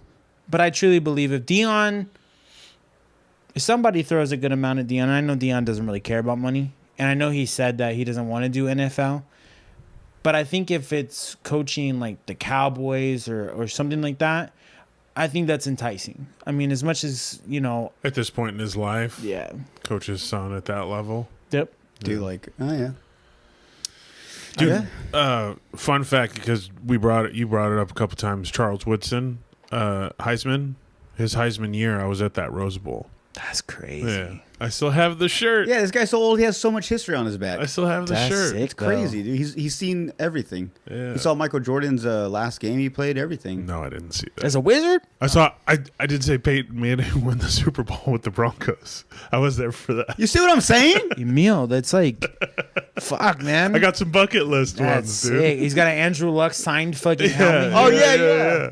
I mean, like, yeah, Yeah. dude. But I know you have to go to the gym. I have a couple questions. Can I Yeah, take yeah. a real quick piss? I got to Go. pee so hard. Yeah. We'll be Yeah, right you're back. at the gym, Emil? I'm gonna make myself. We'll be right back. So Overtime, I just saw on my Instagram, Overtime did an interview with Travis and the girlfriend and the fiance. Oh, Wait, the what? The Overtime, Uh-huh. they did a fucking interview with Travis and the fiance. Oh, you just saw it right now or what? Yeah, Oh. I just pulled up my phone right now. I was like, this fucking. They're gonna play fucking Cover Up. Either way, I don't know, man. It's just hopefully it's not what it is. I think it is, but it's just crazy that girls are that way. Like, oh, and going back to that, bringing the whole, like, she made a TikTok video explaining her whatever. Oh, fuck! Did I press record? Oh yeah, I also got a question for you too while we're on the sports thing. I'll ask it on here. But yeah, so going back to the thing where she made that whole TikTok, obviously once again trying to make it about her or whatever. But that's another thing that bugs me with like these. I guess you could say famous people in general do this too. But like, what's his name? Not Travis Kelce. What's the brother? Oh, Jason. Jason Kelce. Like obviously him and his brother have their podcast forever, and now he's popular now all of a sudden because of his podcast, and now they're finding out he's a good player as well. But I mean he's retired or whatever. But from their success now, I heard that his wife's trying to do a podcast, or she started a podcast now too, and it's like, bitch, what are you doing? You know Why, what? once again, it's the girl being like, oh, I could, you guys do that, I could do that, and obviously she's gonna get views because of who she is, but it's just bullshit that. I'm not even gonna say girls. I'm just gonna say people in relationships in general. Like if the girl's doing something great, and the guy's like, maybe it's a girl that's a photographer, and the guy's dating, and he's like, man, I could probably do that too, so I'm gonna start doing my shit too. It's like, bitch, find your own thing, man. Let her do what she's doing, and vice versa. Let me do what I'm doing. Why you gotta also start a podcast? Why you also gotta start doing this shit? You know what I'm saying? Like all because of what you see. You know what I'm saying? Like shit like that pisses me off. I wish her name was Kelsey. Kelsey. Kelsey. That'd be so tight. Yo, but straight And up, maiden name Kravitz. Kelsey Kravitz. KKK. Yo, but I just said that. I was thinking of another K name. Sorry. I think she has like a funny bone. Like the Jason Kelsey's wife. I think she's like on the funny thing because like, but she's also got a feisty side. Like she told somebody in Phoenix like I'll fuck you up. Yeah, like she's one. She does seem like. Yeah, that. she just seems like that type. What was I gonna say? So going back to the college thing. Yeah. Okay. Obviously, 12 team playoff Yeah. starts Saturday. Yeah. Who do you have winning Oh my god. What is this? the college football playoff? I don't know. I got a hot take on this one. I think Unpopular opinion. unpopular opinion. I don't want to say that I want it. I think ASU is going to do crazy things. Yeah. I think ASU is going to do crazy things. So I wouldn't be shocked if they took the whole thing. But what is it? Is it Notre Dame, Indiana? Yeah. I think something tells me the winner of that is going to make a deep run. Yeah. And so between those two things, I don't know, man. I try not to. I don't like with the college football playoffs because I don't really have a college team, so I can't pick a horse. But for me, like my gut feeling says ASU can make a deep run, but then I look at that game, that Notre Dame Indiana game, and I think like just one of them, whoever wins that game, is going. I feel you on that. I think I can see Notre Dame or ASU making a huge run just because they're counted out. Like Notre Dame is Right. You didn't go to a conference fucking playoff. Right. Or not you didn't go to a conference championship game. Well, yeah. ASU's been counted out. I believe they were told they were going to be last place in the Big 12. Yeah. Indiana, okay, so for me, I have been a diehard Buckeyes fan, and I like Oregon. I've always been a fan of Oregon. Yeah. Both of them. Now they're in the Big Ten. It's like, oh, great. Like, how enjoyable is this fucking game going to be? You know, so I truly believe that 12 teams isn't enough. I'll just come out right now and say it. I truly believe a lot of teams got left out. Yeah. And unpopular opinion where people are probably going to fucking come at me sideways. I don't give a fuck if Alabama fucking beat whoever the fuck they beat. Yeah. The fact of the matter is that they had Alabama sitting in a fucking spot they didn't deserve. Yeah. I don't give a shit if they beat Georgia or whoever the fuck they beat. They were a 3-loss team now, I think. Three-loss team about to get in because they are Alabama. Mm-hmm. Like, I truly believe, again, if you want to have Alabama in, cool, make the fucking playoff a 16-team playoff. Yeah. It's frustrating. I still think Colorado deserved to get in. They're a 3-loss team, too. Yeah. I mean... But it's because of who the Alabama. It's because they're an SEC team. team. Yeah, you left Ole Miss out. Uh-huh. You left a lot of. They left a lot of. How the playoff looks, I think it looks great right now. Yeah. All the teams deserve to get in. Obviously, a lot of Michigan fans are going to be like, "Oh, Ohio State doesn't deserve to be in because we beat you." No, I think we deserve to be in because Penn State's in and we beat Penn State. Yeah. Do I think that the Buckeyes are going to come out and fucking make work of the situation? No, because we got dealt a shitty hand, which we deserve that shitty hand, hands down. We lost to a shitty Michigan team. Now, I say that again. Where's the camera? A shitty Michigan team. We have so many Rich Eisen watches. Yeah. Which one's my camera? Which camera is it? But no, we lost to a team, so we deserve where we're sitting. Okay, but we get a home game against Tennessee, whatever. Yeah. But then you move to the Rose Bowl against Oregon. Oregon is a proficient fucking monster. Yeah. I truly believe on that side of the thing, if it's not Ohio State and it's not Oregon, then something went wrong. Yeah. It's one of those two teams on that side of the thing. But on the side where ASU, Notre Dame, and everybody else is, it's going to play to somebody's hand. Yeah. And most likely ASU is going, like you said, is going to make a run. I feel like there's going to be a Cinderella team. Yeah, there's going to be a Cinderella team. And it's not going to be Boise. You can't fucking, you can't dogpile Ashton Genty and think that you're going to run fucking 400 yards and win the college football playoff. I'm sorry, dude. You're not. Yeah. The only worry that I have for ASU is that they're going to Happy Valley and Penn State. Right. And that's, if they can make it out of Penn State in the snow and a fucking whiteout, that's the worst stadium to play in. Like, the worst. Like, Penn State is like a fucking... It's a show. Like, they are bad. Like it's loud. Teams fold. I mean, so we'll see. I mean, everything starts on Saturday. Yeah. You know, or Friday actually. Friday then Saturday. Are they starting Friday? Yeah, they start Friday and Saturday. But I agree with Emil. Like the Notre Dame is very, very much so. They're a great team. ASU, great team. Everybody deserves to be in it. You'll have those SECers that are like, we should have rolled Tide. Now, fuck your rolled Tide. Get out. Yeah. Who cares? Ole Miss got left out too. You guys know so much about college football. It's insane. Hell yeah. Well, I mean, Brian specifically. He knows but, more. But He the knows a fact lot that you more. can like reciprocate some information, it's like crazy. Because everything you're saying, I'm just like, yeah, sure. It's like I white don't- noise. I was talking to Emil about this. Well, Something. that's how I felt when you guys were talking about the Marvel universe. To be fair. Oh, fair enough. I saw it in your face. So I we saw it switched in his face places. too. That's why I was like, See, he can work with both of us. yeah. Movies Yeah, and perfect, horror perfect. and sports and other bullshit. But what was I gonna say? Yeah, all that. Like I was telling him, like with the like I don't know what it is this season. Maybe it's my team. I don't know, but the NFL season just doesn't seem like it's it. Like I'm not excited to watch any games. I've been missing. I've only watched on TV. I've only watched maybe 3 Charger games, 2.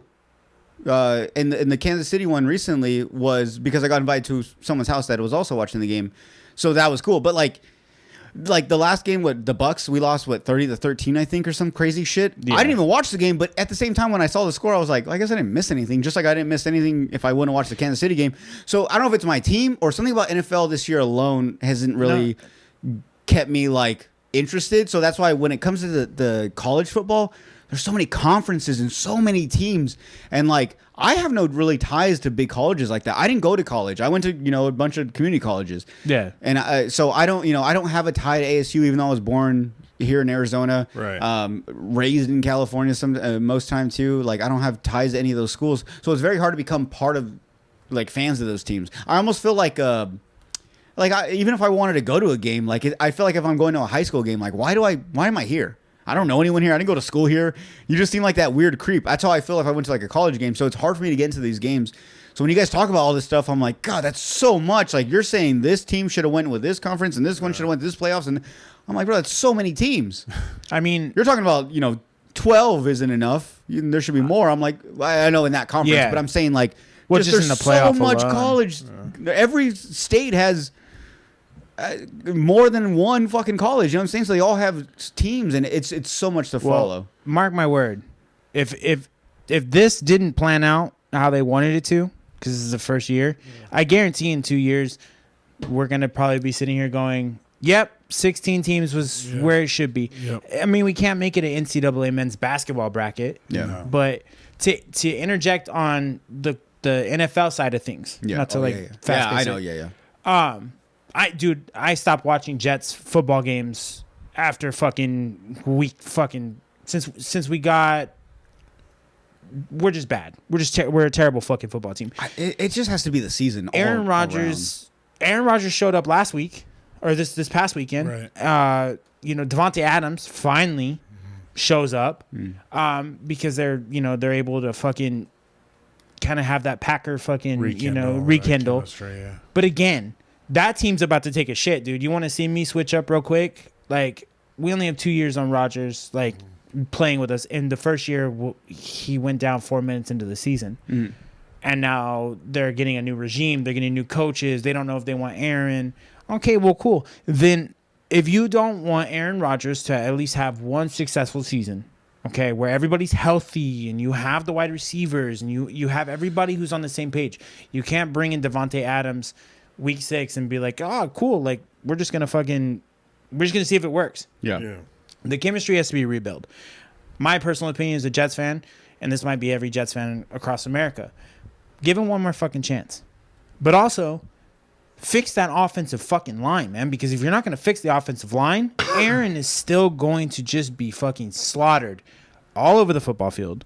So I think he deserves at least one more year. I mean, or you tank for a quarterback, a Cam Ward, or Wait, you think what's his name got one more year in him? I think Aaron Rodgers has at least 2 more years in him with an offensive line. Yeah. Is he the last original But player? this is what happened still to playing? my Stafford. fucking guy Andrew Luck. Matt Stafford. Like it's an easy fix, But if it didn't start to get fixed last year, it ain't getting fixed by the year after next. No. You know what I mean? Because no one's going to invest in an offensive line. They just don't. That's just the nature of the league. Everyone's first round pick is a pass rusher, is a corner, is a receiver, is a quarterback. It just is. Even running backs are falling to the second round now. You know, even when they're great. So it's like a fucking big 300-pound dude who can just hold people in one place. That's not sexy. That pick's not getting made. So the teams aren't building them. No. For success for a guy like Aaron Rodgers, who isn't Lamar Jackson. You know what I mean? He can't, like, you put us in front of Lamar Jackson, he's going to score a touchdown. Yeah. You know what I mean? So, yes, I think you're right. I just don't see it happening. It probably won't, and they're probably going to go and try to trade up for a quarterback, right, to replace Rodgers. But I truly and that believe guy's going to be in the same fucking loop. Look at the Giants. The Giants let Daniel Jones fucking get the fuck out. Yeah. The offensive line, Andrew Luck's situation. If Andrew Luck had a offensive line that he could rely on, that he wasn't picking his fucking teeth up off the floor every game, Andrew Luck would not be the director of Stanford football. No. He would still be a fucking quarterback, and I guarantee you he'd have 2 rings. 2 rings. Hands down. Tom Brady went into Tampa and said, I'm leaving the fucking Patriots, where they gave me what I wanted, which is an offensive line.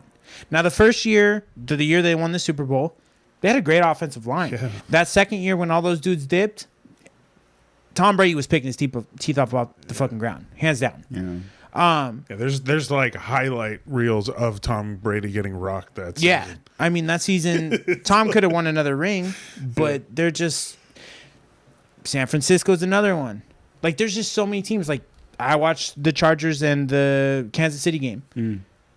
You guys have a great coach. We should have won that game. Yeah, exactly. As great as they are in their record and everything, we should have won that game. Yeah. It was like 3-3 up until like the half maybe, and like then it kind of started getting good. It came down to an end. And did you see the field goal that they kicked at the end? It fucking hit the pole and bounced back in. And it went on the fucking far left, hit the pole, and went in. When does that ever happen? That shit not often. Hits and goes left, goes back. It goes everywhere but in. Yeah. It's not a fucking soccer goalpost. Like, when I saw that, I was like, all right, this is written in the books, or this is fucking crazy. It's the NFL script. And it's the script. It's the fucking script. I can't watch Kansas City games. Yeah. I don't know what it is. I can't. I'm really starting to hate them. I just don't. I know as a Charger like fan, them. I should have, but... I'm really starting to fucking hate him. I don't like I think I hate him more than the Raiders. Yeah? I'm gonna say I that. mean, for me, like... As a Chargers fan. The Dylan Raiola... I don't know if you know who Dylan Raiola is. Nebraska quarterback. He's like a fucking twin of Patrick Mahomes. You have to look it up. He acts identical, looks identical. Every time I watch that kid play, and then I just can't... I can't watch Patrick Mahomes play football anymore. Too many people are mocking his style, or... It's just... I go... Oh, God, like, at the end of the year, we're going to have to deal with another fucking Taylor Swift Super Bowl. No hate to the Swifties. Yeah, but I just can't... I can't fathom watching Kansas City come out of the fucking East. Because, like, I can't. Yeah. They're the AFC side. I just can't. Like, I would rather see, as much as it hurts me, the Buffalo Bills to go, or any other team. Dude, I'll take any AFC team to go. Whether it's the Texans, the Chargers, it's anybody. I just don't want to see them fucking go to the Super Bowl again. Yeah. And unfortunately, we're on the hot streak of them possibly fucking making it back unless somebody shows up and says... Josh Allen, baby. Yeah, Josh Allen's got to show up, or Lamar Jackson. Yeah. Like, the Ravens have to pick it up too. But again, next year, a shit show. You're going to have these teams that are like... Emil said they're going to be picking edge rushers. They're going to be picking running backs. I guarantee, as much as I hate to say it, Ashton Gentry is going to drop to the second round. Yeah. Nobody needs a fucking running back right now. And that kid's going to be a top-tier talent and a runner-up in the Heisman. Yeah. And he's going to go second round. And he's going to go to some fucking team that's going to not utilize his talents. And it's going to be so unfortunate. A lot of these guys.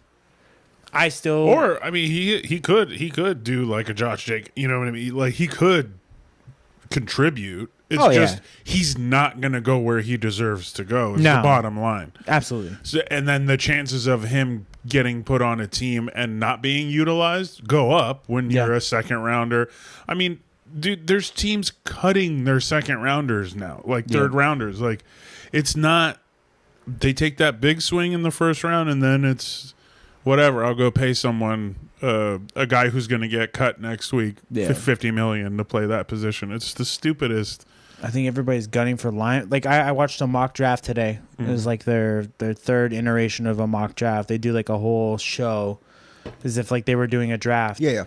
The top 5 picks were Shador, Hunter, one of the linebackers for Penn State, Cam Ward, and somebody else. Obviously, we all know the Giants are going to grab a quarterback for sure. I mean, you got people flying signs over the fucking stadium. Yeah. Like, they want the Mara family to sell the Giants at this point. So they're going to get a quarterback. And whether it's Cam Ward, it's Shador, we might see an Eli Manning situation on our hands. Shador said he's not going to. He won't go to the Giants. Yeah. It's the Raiders for Shador, or I guarantee you that kid sits out. He fucking sits out the whole season. Again, he's Deion's son. And he's Deion's son. But, again, Archie Manning pulled the strings. That's why y'all got Ryan Leaf and the Giants got Eli Manning. It's because they said, absolutely not. We veto that trade. We don't want to do it. It's sad. It's like the NBA. Phillip Rivers. Yeah, Oh, was it Phillip Rivers? Yeah, it was Phillip Rivers. Leaf was Peyton. Yeah. Same shit, though. Same shit. Yeah.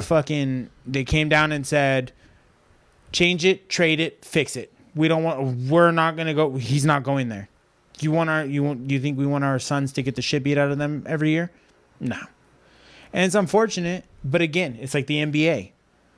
Look at the fucking NBA. They vetoed the Chris Paul trade to LA. Damn. I mean, Kobe would have had 6 fucking rings.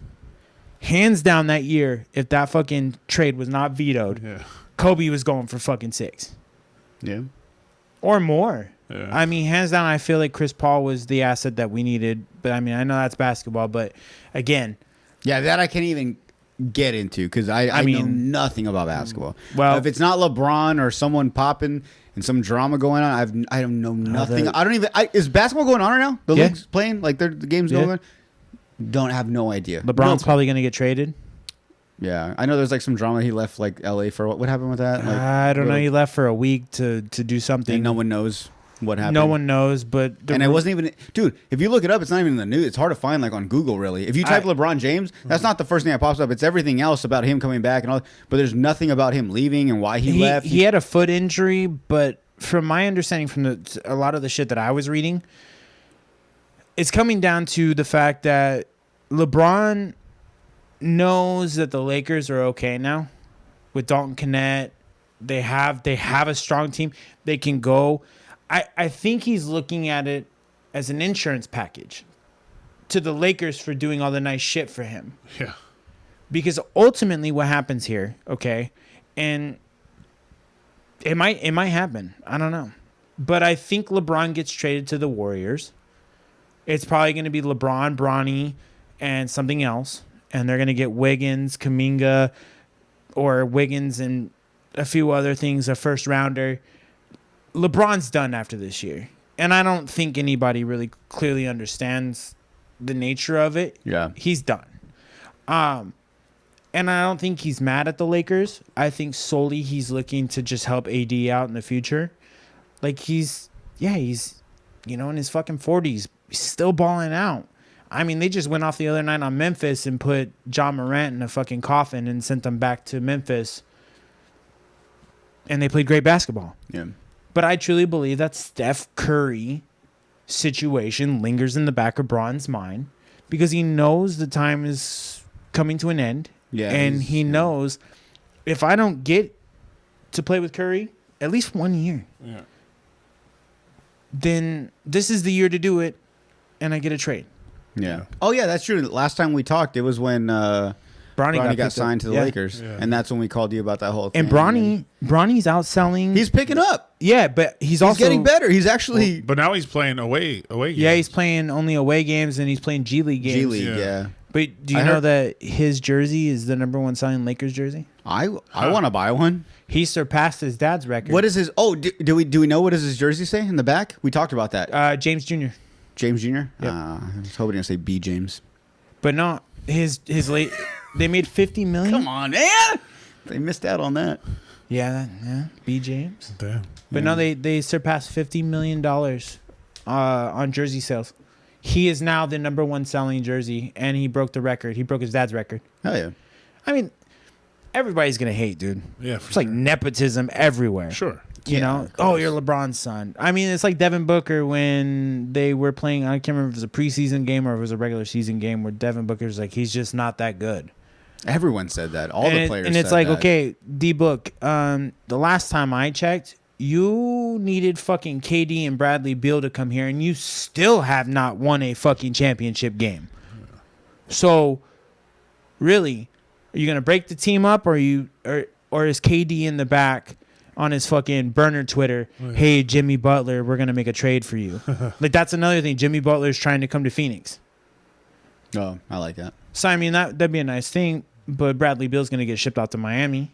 Yeah. I mean, I don't know, man. This whole like sports situation, like with the UFC, like I don't know, like I know I'm switching sides, you know, constantly, but like the UFC. Anybody hear about the Conor McGregor shit? He's gonna box. The supposed boxing match, but And then he's gonna try to get back into the UFC. yeah, but did you hear about the details on the sexual assault case? What about how it? he like shoved some chick's tampon all the way up there, and that she had to go to the ER? Oh no. Like That's what happened. yeah, The most recent one. yeah, the one one got that he sued for. lost? Yeah. Wow. Yeah. Yeah, I didn't and- know that's what And happened. that is some people's. That's your MMA god. That's Conor McGregor. And you're thinking to yourself, this motherfucker couldn't even show up to a fight. He left Michael Chandler hanging for 2 fucking years over a But- pinky toe, bro. Yeah, I know, but okay, I'm gonna say this with UFC though. I don't know what the magic is. I don't know if it's like people just see their favorite fighters as gods, but we also forget like John Jones beat his wife Yeah. a few times to the point where he was in Vegas in a room with his kids. They had to call the cops or they were freaking out. Like Yeah. it was a bad situation. But yet when he comes back, we all watch. And he was my go. I'm not a big fan of women beaters. I'm not a fan of women You know what I'm beaters. saying? So like that's very hard to go against. I'm a huge John Jones fan. Exactly. I mean, that's and hard it's for like me. does it out. It's almost like 50-50. I hate the guy because of what he's done in his personal life, but I love him because he is honestly truly the greatest. The last fight was no fucking fight. Like It that, was, but it- that's why I don't like him. Just like I didn't like I know. Tom Brady. I just But- there's something in me that doesn't like to give props. But you're- I'm but see, a you're- natural born hater. Yeah, but no, you're not a hater. You're real. You're like, Yeah, no, you're real. you're a fucked up person. I don't care what Yeah, you do yeah, after yeah, this. yeah. You're still that piece of shit person. I don't care what accolades Obviously, you win. he's a great fighter. Obviously, Tom Brady was the But what greatest I'm saying, quarterback. like, I see it with John Jones, though. We all somehow forgot about that. A lot of fans of the UFC, we still accept him into the fights. When he wins, we celebrate him. When he comes back, we love that he's back. When he makes a fight or when he's about to do a fight and then he cancels it, we hate him and we fucking despise him. But as soon as he's back, we're all there. It's one up there with the most paid fights. You know what I'm saying? Yeah. So like. It's really weird to see that. I mean, and it goes back to everything though. It goes back to the Alabama thing. Yeah. It's because of who they are, the greatness they've achieved. It's any little bullshit they've haven't accomplished or have done some crazy stuff. You forget about that because you remember this person is like the greatest. This is the greatest team. This is the greatest fighter. All that shit you forget about. That blows my mind within the UFC itself. How, like you said with the McGregor thing. Yes, yeah, he did some fucked up shit, but. A lot of fans are gonna see it like, yeah, but if he ever comes back, I'm gonna watch the fight. They're gonna dick ride. I'm gonna watch. Yeah, it's Michael Jackson. Exactly. If he did touch them kids, bro, when Thriller comes on, I'm still gonna fucking dance. Like I'm gonna sing at the top of my lungs. I'm gonna fucking go all out. You know what I'm saying? So like, it's one of those things. Yeah. And it's crazy that we do that. And I know it's just the human nature, but still. McGregor is the mystique. It's the red panty night. You know what I mean? Like, that's the dude that gets you all the fucking money. But also, you have all these dudes who are chasing him or wanting to be like him. Like, first off, I love the UFC. You know this. I am a huge Ultimate Fighter fucking person. I don't normally come out and talk shit about fighters. Obviously, because I'm not in that world. Like, I don't fight. Yeah. I hate that. Real quick, I hate that argument that, like, we can't talk shit about them because we've never done it or whatever. Yeah. We're fans. Yeah. We paid, or people pay to watch the fights. We're fans of them. We're the reason why they are popular, a lot of times, obviously, other than the fact they're great fighters. But we can still critique them. Oh, absolutely. I've never wrestled in my life. I've taken a few jiu-jitsu classes. I don't know nothing, but I can still, as a casual fan, as a fan that views this, I can still have some shit that I can gripe about without being shat on. You know what I'm saying? Like, I might not be, fucking John Anik or fucking whoever, but at the same time, or Joe Rogan, but I can still, I see what I see, and as a fan, this is what I don't like. I can still say shit about that. Yeah. And why, you know what I'm saying? So people get, that bugs me. So go ahead, I'm sorry. No, I mean, like, my whole thing about I normally don't talk shit about fighters online. Like, I usually don't feel like, I don't step out and be like, man, fuck that guy. But I have two people I cannot fucking stand in the fight world. Can I guess? Go ahead. Is one of them Sean Strickland? No, actually, I don't mind Sean. Really? Yeah, I don't mind. Man, Sean really doesn't really bother me. Like, Let me take a guess. Sugar Sean? no, I like Sugar. I do too. I like him, but he's starting to get annoying. He's getting up there, but He's got a quality to him that I just like, man. Like, he's like friends with comedians and shit. Yes, He's but just I don't like when people are friends with comedians and now they think they're comedians, so they start. You see it.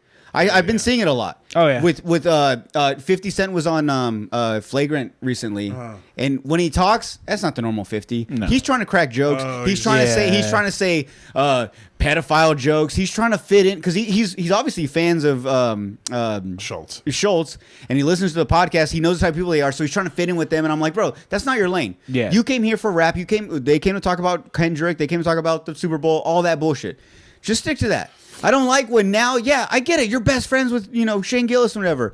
That doesn't make you a comedian. I don't like that fucking Sugar Sean's over here making these goofy ass TikTok videos before a fight where he's doing like gay punches. It's like, it's not that funny. It's like, I'm training. This is how I train. We know that you're just doing a bit, but it's not funny. It's kind of corny in a way. I don't like that. Like, bro, you're a fighter. You're a hard ass motherfucker. You're the nowadays gladiator. Yeah. You're stepping into the ring. You may or may not die, and like you're gonna break someone. You're getting some crazy shit. Be that person. Yeah. Yep. You can talk shit, whatever. You can have a podcast and stick to fighting, but when you start mixing in like the comedic part, kind of bugs me. Yeah, I mean, It's like, just stop trying to be funny. Like, let your friends do that. And like, I don't know.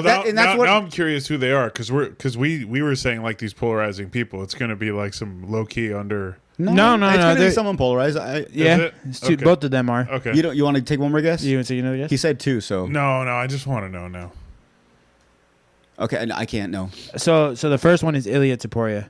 I cannot fucking stand Ilya Okay, Taporia. I didn't see that. It's just the way he comes across. Yeah. Like, he is the ultimate Billy Badass. And because he took out two people in his division, I'm a huge Max Holloway fan. So, like, and that's not the reason why I hate him.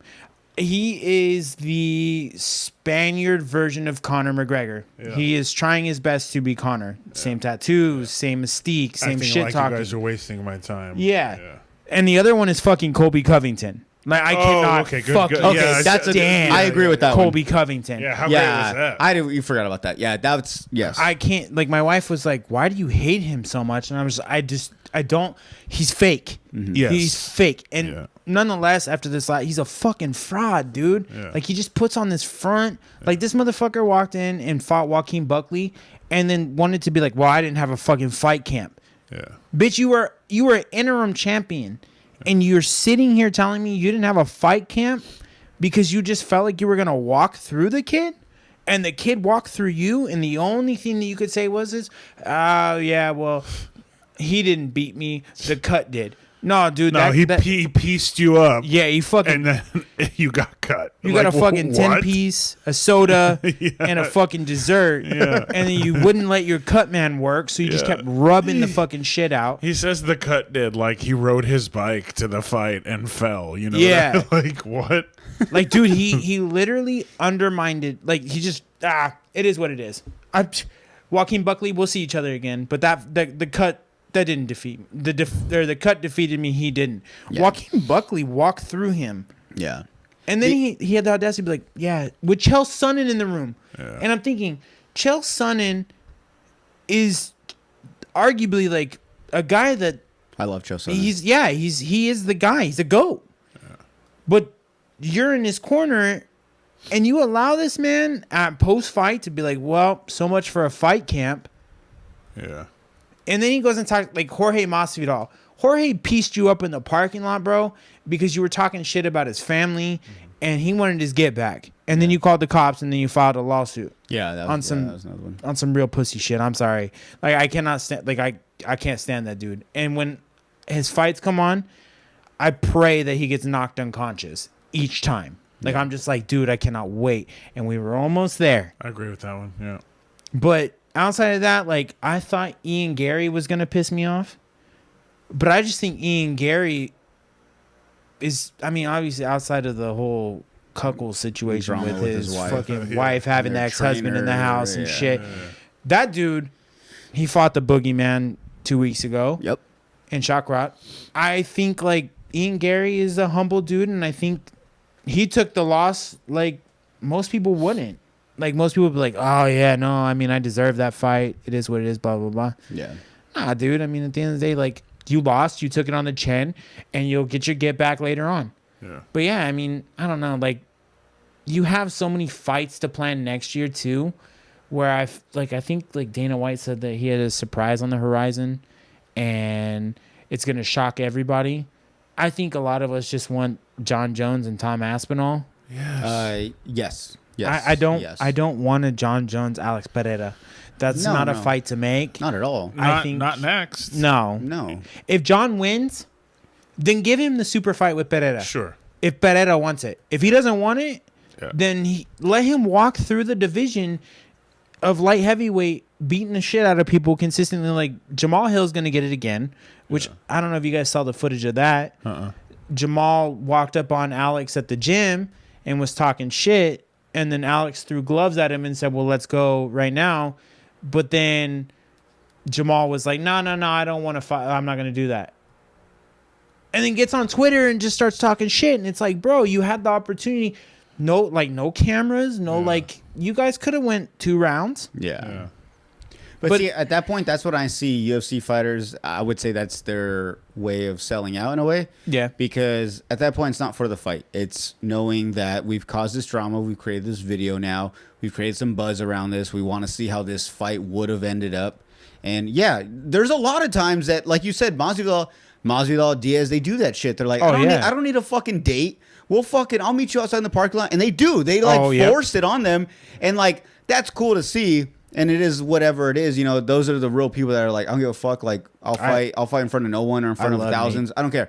But like with that, it's just another time to create buzz for the fight. It's for us to look forward to it. We want to see that playing out. So that's him just doing his thing or whatever. It could all be planned. I see that shit as always as a planned thing. Just marketing. It's marketing. At that point, that's them. They're like, the only way we're gonna make more money is if we hype this fight up by doing stupid shit like this. Yeah. You know, I sat back the other day. And I was like, what if Dana's talking about Demetrius Johnson coming, even though Demetrius Johnson said he would never come back? I don't think so. No, he didn't even retire with the UFC. He retired with the... Yeah. Oh, well, I mean, that was the biggest fucking fumble of the bag. Yeah, but... You sent your best fucking fighter to one championship for Ben Askren, who was going to take a fucking knee to the face and be like the poster child of...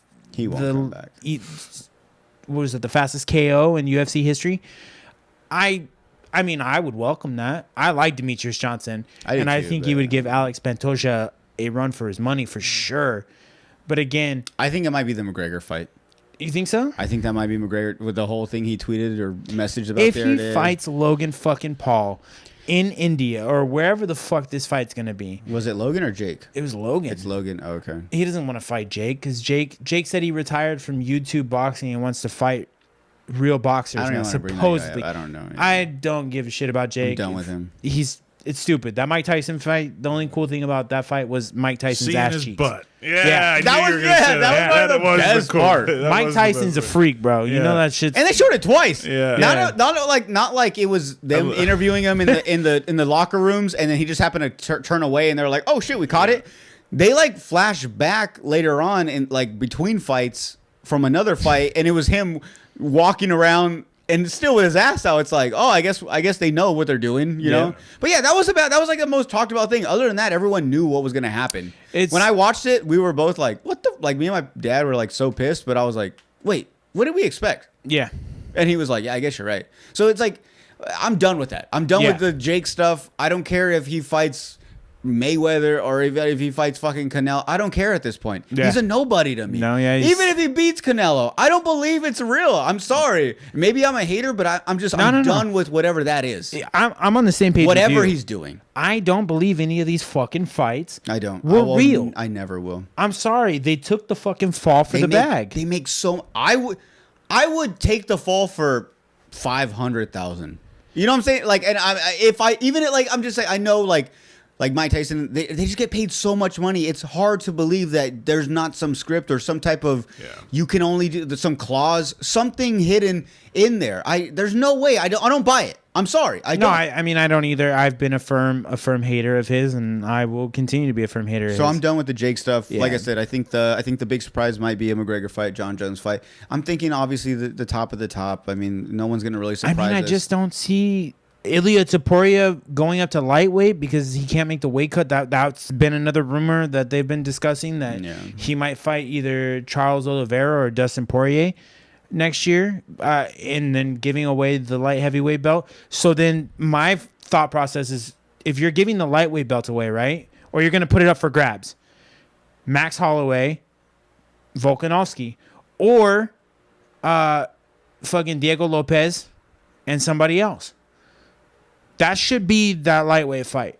I know Max has been rumored to want to move back up to lightweight again. I think Max is done soon, man. He can only push so long. Did he lose? He lost his last fight, right? Well, yeah, he got knocked out by Ilya, and I was so pissed off about that, man. I mean, that shit fucked me up. He's one of the veterans staying around for a long time. How about Dariush coming back, though?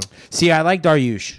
Yeah. You know, I feel like Dariush got the shit into the stick. I still believe he should have been in the championship fight. Right. I think that Dariush is a great fighter, an all-around fighter. I just don't think the UFC promotes him good enough. No. That's the other thing.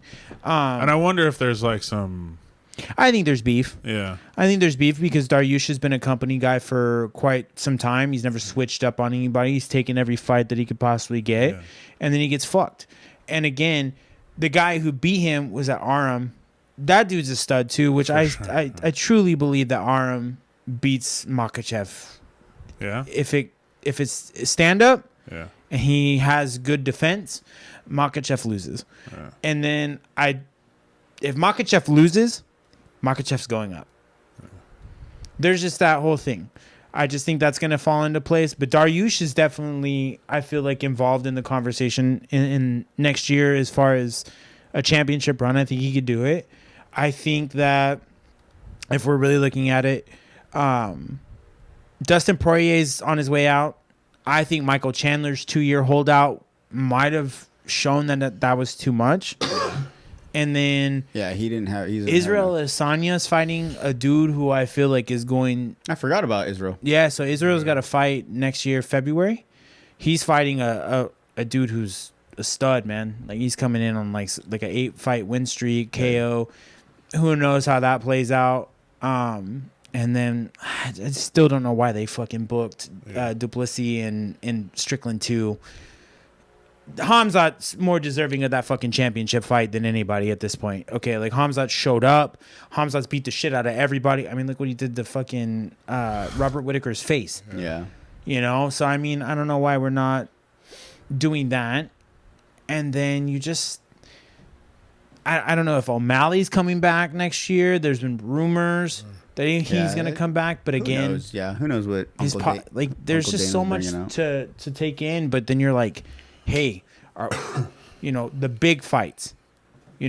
What big fight is there to make? And then everybody's like, Jones, Aspinall. Okay, great.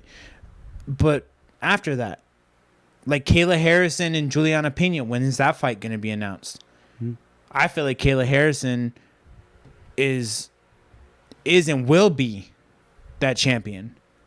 Kayla Harrison's a fucking, she's a beast, dude. Yeah. And Juliana Pena is just somebody who just talks a lot of shit and hasn't been punched in the face. And if Kayla Harrison gets the championship, Amanda Nunes comes back for sure. Guaranteed. She comes out of retirement. And then the PFL taking a shit. All of PFL's best fighters outside of Francis Ngannou they want to jump ship. Yeah. Patricio Pitbull is a big name. Came from Bellator. He knows so much in sports. Bro, I got you. Bro, it's crazy. Yeah. We could literally go. There's no way we're not making this a recurring thing. We definitely have to bring you back. We have to have a sports section. Real quick before we go, we're just gonna do this real quick. Super Bowl picks. Who do you think's going? I'm gonna say Kansas City, Detroit. Kansas City, Detroit. I'm going to say. You know what? I'm going to say fucking Baltimore and Detroit. The Super Bowl we should have got last year. I do want Detroit no matter what, that's for sure. You guys are going to hate this. Buffalo, Tampa Bay. You know what? Tampa is a good fucking team. I didn't think about that one right now. The Eagles are still in there. The Eagles are still in play, but I truly believe that it might be. I think. Well, no, actually, hold on. Let me rescind that. Minnesota. Oh, I forgot about Minnesota. Yes, I'm thinking about all the top teams. Minnesota, Baltimore. The sleeper would be Detroit for sure, and then the sleeper on the AFC side is probably going to be the Bills. I don't think Kansas City lasts. I just don't. I want Detroit so bad, no matter what, though. Detroit, that would be a good Super Bowl. I love them. I still feel like Detroit. They need a payback from Flint, Michigan. Come on, dude. Oh, I know, man. That water's better. Water's better. Mom spaghetti, bro. But Brian, thank you, brother, for coming out, man. I got you, brother. I told him we'd get him in before the year ends, and I made my promise. I wanted to make sure. I've been wanting to have you on since way before. I wanted to have you on during the UFC Noche, the Tyson Jake Paul fight. There were so many sporting events that happened that I was like, he's the perfect guy to get on. Yeah. But I'm glad we could wrap up towards the end of the year with that. Oh, yeah. But yeah, man, anything you want to plug before you go? Your Instagram, anything you got going on? So Blood and More is we're kind of having a slow comeback. I don't know if we're gonna do podcasts. I think right now we're just doing like my wife. Shout out to my wife. She's doing all the posts for like a bunch of horror movies, like low budget horror movies. So we're kind of just moving in that direction. Maybe if we have time, we bring the podcast, back. We start filming and stuff. There's so much you can go with that too, especially when you're doing I know you're doing like movie reviews and stuff. Yeah, that could be an Instagram video, a 1 to 2 minute video. I think TikToks might be leaving soon, so maybe not so much TikTok. Yeah, I don't know what's going on with that. Yeah, I think January 18th is the last day that they said supposedly. I mean, who knows? I don't think it's going to happen. That's where the majority of our followers are on TikTok. I started going back into it. I just got back into TikTok maybe a couple months back, and it's slowly building up. But I'm like, hearing that kind of makes me be like, what's the point anymore? So yeah. I don't know. I made that comment when the phone rings, when somebody calls you at a podcast retirement. Yeah. I go. Yeah. I gladly accept. I haven't. Truth be told, my podcast, I still have hope there, but then I'm like, I just don't know, man. I don't know if my content is worth it solo wise.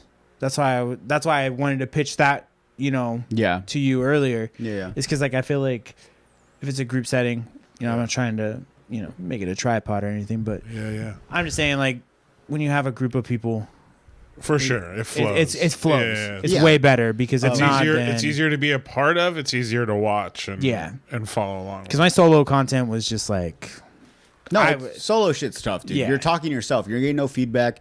You're just asking questions that aren't getting answers if you don't know them. Yeah. You're bringing up topics that whatever you have to say, that's all you get. No one else is rebuttaling, or no one's going against what you're saying. It's just whatever you say. So yeah, it's very tough, man. Yeah, man, I'll put your Instagram up. I know you're posting stuff up there. I'll put the podcast one up, or at least the Blood and Horror one. Yeah, because I know you guys posted a movie recently. I just saw. Yeah, we posted like three or four reviews with what's her name, Anna Kendrick. Yeah, that was a good one. I watched that movie a while back. That was a good. Yeah, we've been just watching like the low budget films and just working our way up. Yeah. There really hasn't been anything that has piqued our interest. I mean, Speak No Evil was the last kind of weird one. That was more of a thriller. Oh yeah, it's good. Yeah. But definitely she puts out, our opinion on it, and then in a post, video wise, I don't know. Like I said, we're still deliberating. It's just our schedules are so conflicting, and then by the time we want to get down to doing something, it's too late. Yeah. So I don't know. Even for me, like I might bring gaming streams back. That's something that it's always fun still open to. It's just I just gotta find like the right time, man. Like this right here, I like this, so that's why I was like, hell yeah, I'll do it. You know? Yeah, thank you. So, because I appreciate you guys. Appreciate me and Emil, I saw Emil at Fry's and we chopped it up for like 30 minutes. Fry's, so, yeah. No, the drama you were bringing up was Walmart. There's Walmart. And I explained myself. I took an edible. I went to Walmart for ice cream. I probably stared at the ice cream for 15 minutes because I thought I had more time than I did. And then I just got paranoid, got my ice cream and left. And then, that makes sense. Yeah. Sounds like a Mill thing. I did not, your tunnel vision at that point. Yeah. But then I saw him sober at Fry's, and I think I redeemed myself. Absolutely. We talked about NCAA 25, PS5. Yes. I had just gotten it. Yeah. I was the reason why Emil bought a PS5. He was. Really? Yeah, dude. Because seeing him like post how hyped he was that the game was coming out, and I loved 14, and I hadn't had a gaming system since, and he also kind of he looks like that streamer Sketch, doesn't he? You know what I'm talking about? No. Dang. You don't know? Yeah. Sketch. You know what I'm talking about. I'll show you. I get the Sal from Impractical Jokers all the time. Yeah. A little bit, yeah. I see it. Okay. My wife's like, when are you going to start your stand-up career? That was actually a discussion, too. I'm like, I don't know if I'd ever be good at stand-up. I might shit the bed on that one. Oh, you too? I don't know. But thank you guys for tuning into the episode. Thank you. Brian, I love you. Love you too, bro. I love you, Emil. I love you. Love you, Emil. Thank you for coming, bro. Thank you guys for tuning into the episode. Make sure you guys like, subscribe. Subscribers are going up. We got the year coming to an end. We hit the 400 mark. That's cool. You guys came through. That was dope. Yeah, that was dope. Makes me think I just got to post it more, and then we'll just get one and one every now and then. Sometimes you just got to ask, baby. Yeah, kind of hurts my heart to ask. I feel like I'm begging. But thank you guys for the last subscribers. Our views have been going up slowly but surely. We're going to the new year. This year we're getting close. We've hit almost an episode every week this year. We have about 2 weeks left. We got new goals coming. New goals coming. That'll be next episode. I have goals, so we'll brush up on those next episode. But yeah, guys, thank you guys. I love you. Yeah, bro. I just want to say something to both of you guys. Oh yeah, for sure. Super fucking proud of you guys. Oh, thank you, man. Absolutely, bro. You've always been, from the very beginning, always been a part of this. Whether you've been on or you've supported us, and you've always been messaging, always been wanting to be on. So I appreciate you. Yeah. Sure. Obviously, you know what the shit you're talking about. We're gonna have you on again. We're gonna talk that your idea. I like that. Yeah. But yeah, guys, we're out. Play the song.